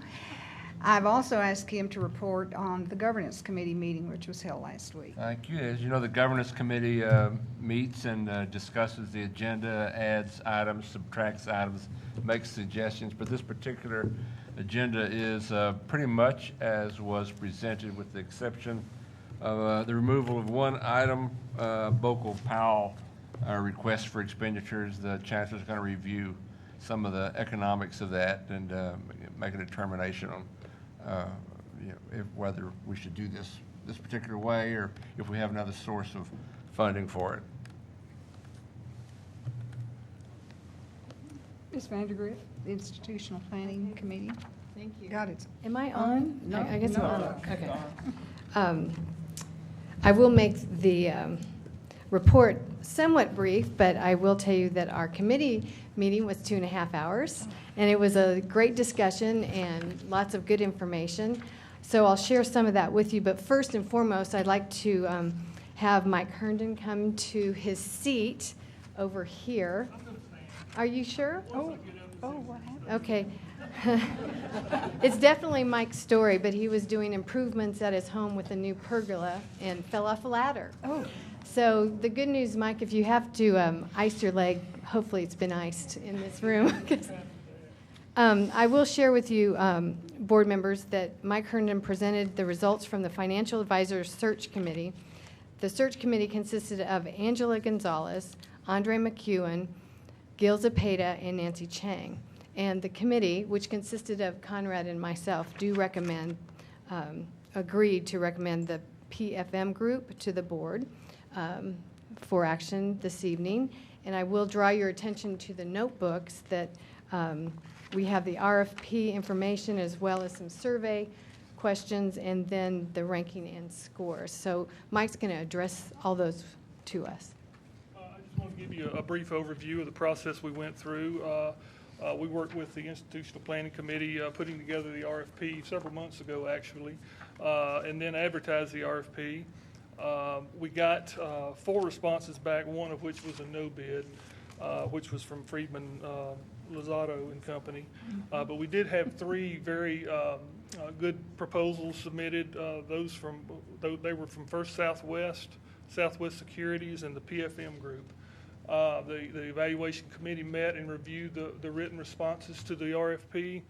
And after doing so, they asked that I submit some clarification questions to each of those groups and then asked them to come in and do a brief presentation to the committee where they would make those clarifications, answer those questions, as well as any additional questions the committee had. That occurred a couple of weeks ago. All 3 groups came in. I will say that all 3 were very strong. In your booklet, I believe you've got the tabulation sheet, and you'll notice there's not a big spread between the 3 companies, but after each committee member scored the proposals and we tabulated them, as you can see, the numbers show that the PFM group scored slightly higher than the other 2 in response to this, and the committee recommends that the college go with that group for the financial advisory services. I'll be happy to answer any questions relevant to it. Can you tell us a little bit about them, where they're located? And The PFM group we actually work with them some at the college now. They have offices in Austin, and their corporate offices are in Boston, Massachusetts. But they do have a large office in Austin, Texas. Have a lot of experience working in higher ed, doing financial advisory services. In fact, that's their forte. The other 2 companies, while they had financial advisory experience, that was not their, core competency. A lot of them did a lot of bond underwriting and things like that. But the PFM group's primary competency was in financial advisory.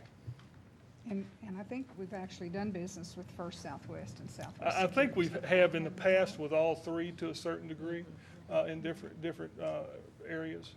That's correct. Other questions from the board? What is your pleasure? Mike, can you just comment on the contract, how that is operating with P? Oh, yeah, if approved, then we will engage the PFM group to develop a contract. The way the RFP was written, we're looking for a 2-year agreement. And then with options to extend from there. But once approved, then we'll sit down with them and start putting together a contract for legal review and approval and go from there. Great, thank you. Are you prepared to make a motion for approval? Oh, am I making the motion? Or I'll make, well, either one. Okay. Go. I move that we approve PFM to be our consultant, and I authorize you to go ahead and negotiate a contract. And since the recommendation is from committee, it does not need a second, am I correct? Is there any further discussion, questions? All those in favor, aye. Aye. Aye. Any opposed? Thank you very much. You're And very enjoy your recliner at home. In addition to Mr. Herndon being present, we had the opportunity to meet with Tom Dwyer and Vanessa Sharp with Boca Powell. They actually provided a PowerPoint piece that we really just had a conversation over, but it is in your packet for your review.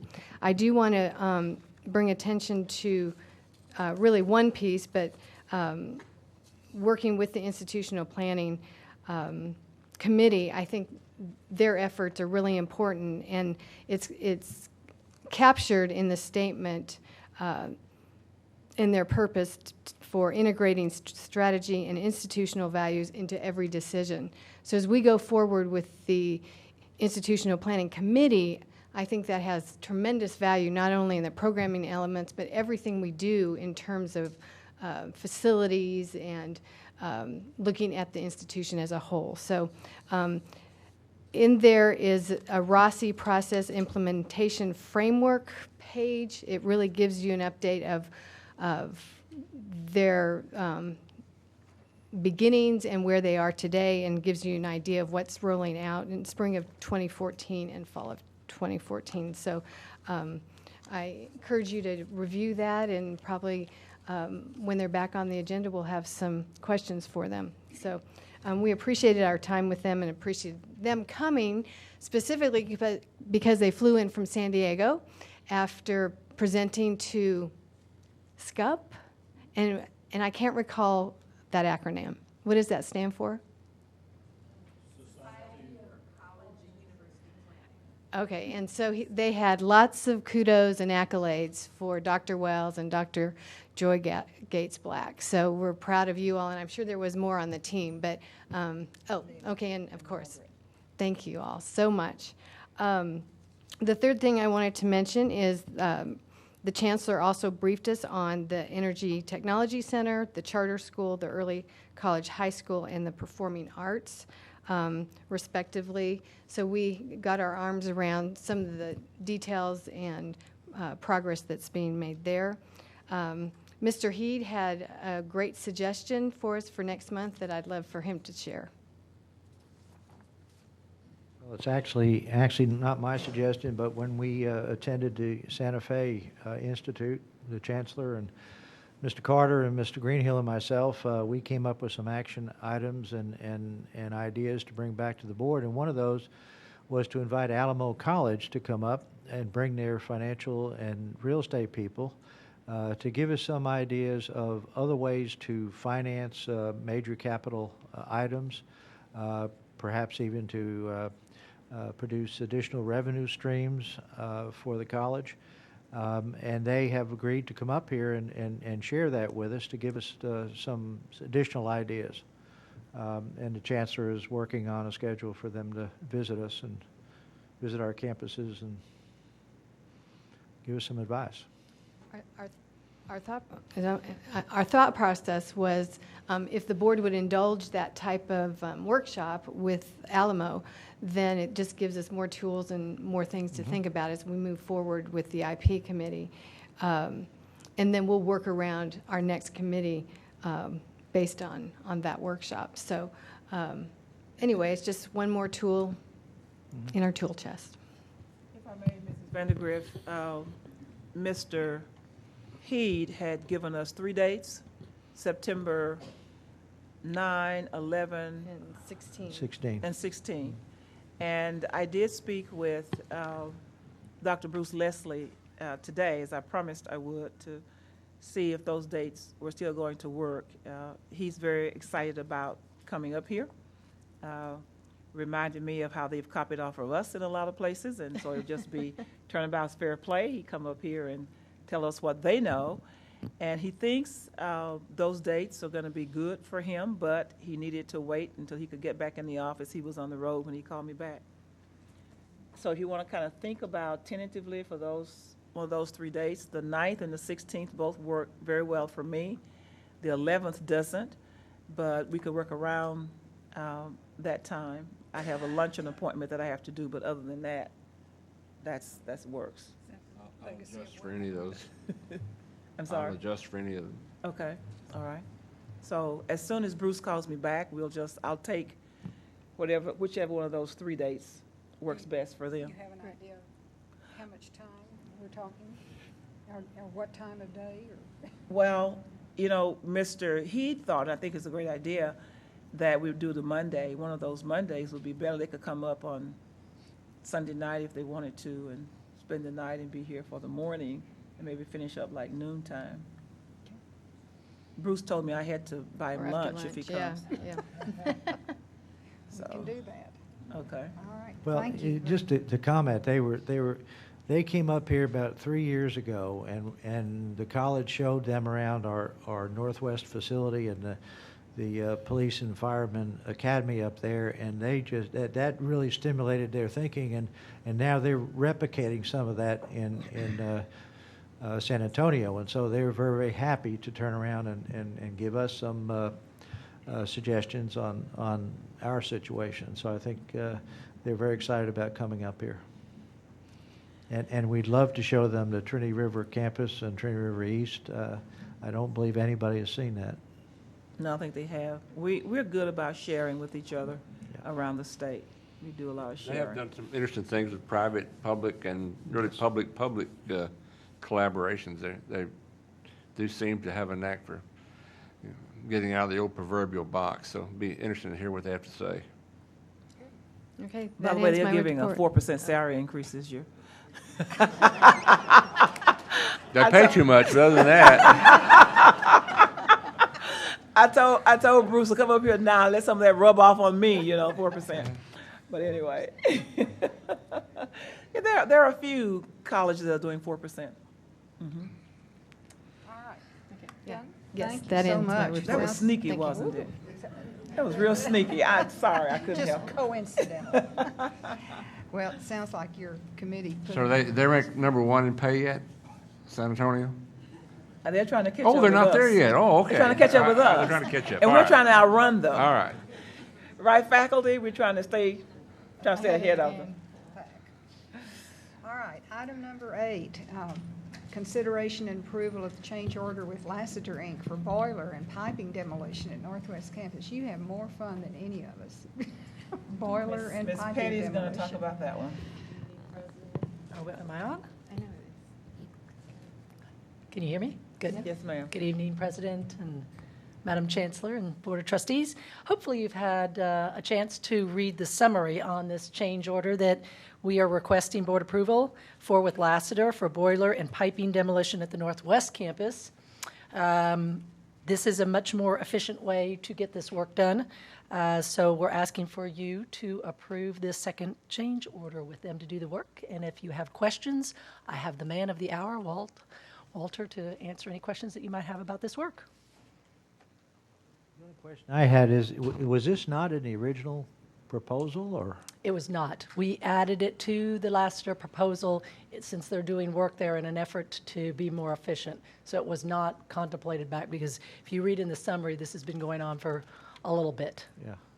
as a lot of our work does. So it wasn't contemplated when we originally did it. Walter, do you have anything to add to? You'll come to the microphone, please. Walt Williams is our Director over Infrastructure Operations. As people have been out to Northwest can attest, it was a really complicated project, and very disruptive, and we had concerns about scope at the beginning, so we dialed that scope back to make sure we met the budget. We got a really good bid, really low, and we're able to do extra things like this and still stay within the constraints of purchasing requirements. So, Okay. So it's within the budget? yes, sir. we believe, below the original budget. I move for approval. Is there a second? Second. Any further discussion, questions, comments? All those in favor, aye. Any opposed? Thank you, Board. Appreciate it. Thank you, Nina. The next two items go together. The first, number 9, is the consideration and approval of the contract with the U.S. Aviation Group to provide flight training for the professional pilot program at Northwest Campus. And then number 10, if you approve number 9, we will, the next step would be, excuse me, to approve the lab fees for that training. So Dr. LeBlanc, Madam President, if I may tell you before Dr. LeBlanc takes the microphone, that we are very excited about finally getting this pilot training program ready to go. It's been quite a while in the making. Yes. As a matter of fact, it's a very interesting program, but it's also a very expensive program. We've talked a lot about who is going to be able to afford this program, and I think you have seen that as you look through the cost of operations. But as Mr. Carter reminded us the other day, it's still very low cost compared to what it costs out in the regular market. So Dr. LeBlanc and her team have been working diligently on this, and now that we're going to be moving to Alliance Airport, it should be even more exciting for our campus as well as our people. I think we switched the order of these as you had suggested Yes. last time. So the first one, Dr. LeBlanc, is the contract. So if you want to give us the highlights of that, please. Well, thank you for this opportunity. Thank you, Mrs. Hadley, Mrs. Appleman, and board members. The contract is with U.S. Aviation Group, LLC.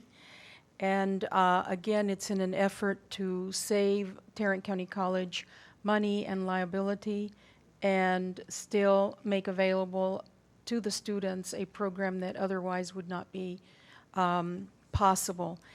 This is a memorandum, well, it's a contract between us and this third party. At any rate, the critical thing to remember is that Tarrant County College will be fully in charge of all of the teaching that goes on and of the entire program. They are simply providing the airplanes, the fuel.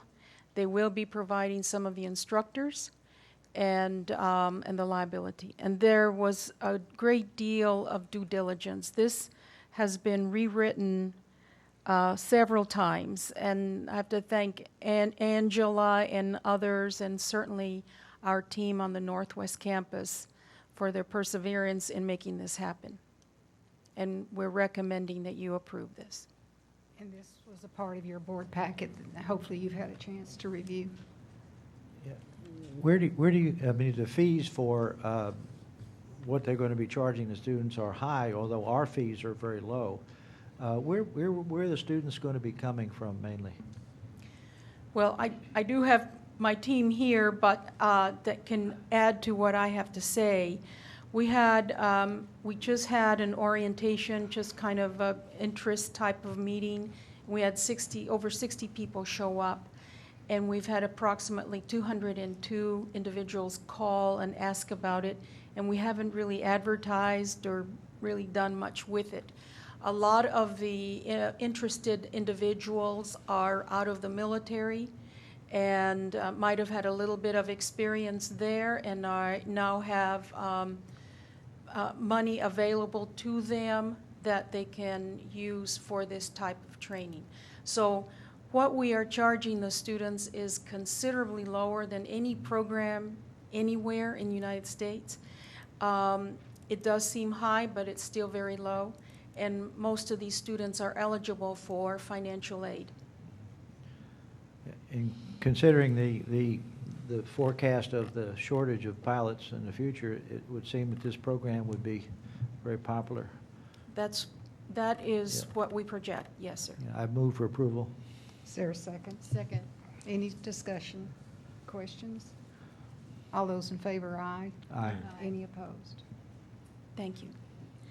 Will you be And- presenting the fee schedule? Right. The other piece, and we really agonized over this, and when I say we, Dr. Alice, Clint Grant, and Joe McCord worked diligently in looking at what the few other colleges that are providing this service, what they charge and how they address the fees. And we are, in essence, a little bit out of the box because we wanted to keep the fees as low as possible for the students and yet not lose money, because clearly we cannot do that. So in order to save the students money and come out even, and that's for Mark. Where's Mark? We will do just fine, Mark. Okay. Each of the courses will have a different fee because each type of airplane that they will be flying would cost differently based on the cost of fuel and et cetera.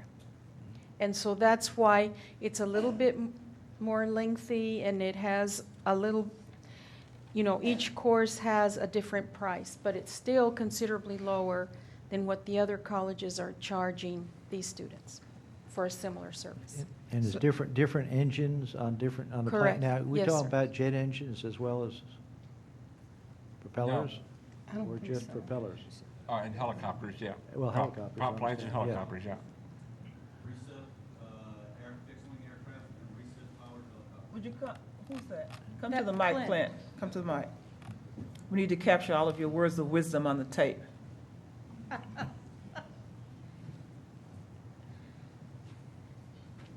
No, sir. There will be no turbine-powered aircraft in this program. It'll all be piston engine, fixed-wing, and helicopters. Multi-engine aircraft are a little bit more expensive. Complex aircraft are a little more expensive, but these are required for some of the ratings and certificates that are required in the program. So, and in addition to the team at Northwest Campus, there's been several folks from downtown that have helped us immensely and are continuing to help us. So real quickly, sorry, but I want to thank Mike Herndon, Kathy Cresto-Way, David Jimenez, Sam Stallnicker, and Stan Vick. I'm just driving them crazy. I'm a dumb airplane guy, and I'm driving them crazy. So this doesn't include getting the Learjet ready for operation? And That's next. If we're going to do turbine-powered aircraft, I'm going to have to get really friendly with Mr. McClendon. So, it's But you would very expensive. anticipate that in the future, perhaps turbine engines would be included? It's possible. The FAA has made a lot of changes in the law, and they're increasing the number of hours because of the Colgan air crash that happened a few years ago. Good. The big thing that this program does for students of this area is that if they enter a FAR Part 141 program associated with a 2 or 4 year school, it lowers the number of hours required to become an airline pilot. If they do it on their own, it requires a lot more money and a lot more time. So, and then financial aid is available. So there are a lot of advantages in doing it the way we're doing it. I move for approval. Can I just make one little, Sure, yeah. before you do that? we did discuss Hazelwood Act students in the governance committee meeting, which is basically tuition-free for military veterans from Texas. And I just want to make sure that we don't get caught up in having to provide free lab fees for those Hazelwood eligible students. Yes, the board actually dealt with that issue November of 2010. So We brought this to a vote for the board. The law does allow the board to say we are not going to honor the Hazelwood for this program. Dr. Right. Wells has the memorandum. I think. that was it. But I would second your motion, sir. Other May I- discussion? May I just ask a good question? I don't understand the courses, but looking at the equipment, the fees, it looks like helicopters are more expensive, and that's counterintuitive to me. Helicopters are literally trying to destroy themselves every time they fly. So it takes about 3 times the amount of maintenance. So helicopters are always going to be much more expensive than airplanes. I'm still not convinced it's really happening, but I'm a fixed wing guy. So. Okay, thank We won't you. tell them you said that. Thank you. Has our D&O been increased? No, I'm asking legal counsel if our directors and officers' insurance has been increased. The company is taking care of the third party, insurance. And they'll assume the risk. Good. Okay. We have a motion and a second. Are there other questions or discussion? All those in favor of approving the fees as presented to you, please say aye. Aye. Any opposed? Thank you so much. We do have a quick one, Okay. but no action. We do have one closed session item.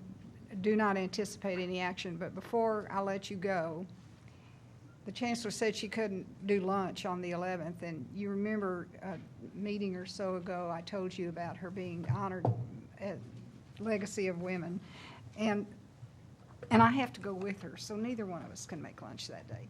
However, the other night, she went to a dinner, and none of us were invited, and she was honored by the National Forum for Black Public Administrators. Look, no, wait, Shelley, wait, look at the crowd she was with. I said, what a bunch of lowlifes. You see? And she received the 2013, she was one of 2 to receive, go to page 2, Shelley, the 2013 Lone Star Award. So we, once again, applaud her and congratulate her.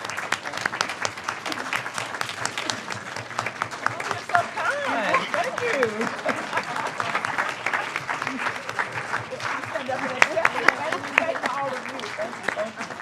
You know, not only is this obviously good for her, but it brings Tarrant County College District to the forefront.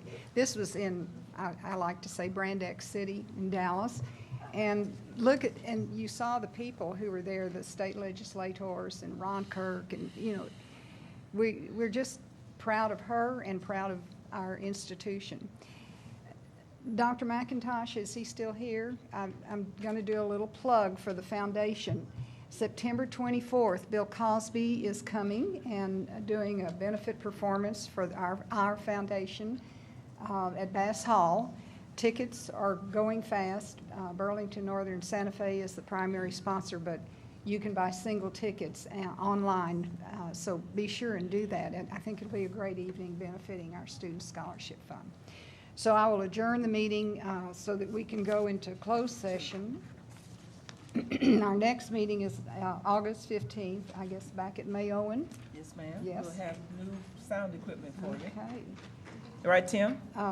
New sound equipment on the, number for the one? next meeting? Do I have to read all 3? Just real estate.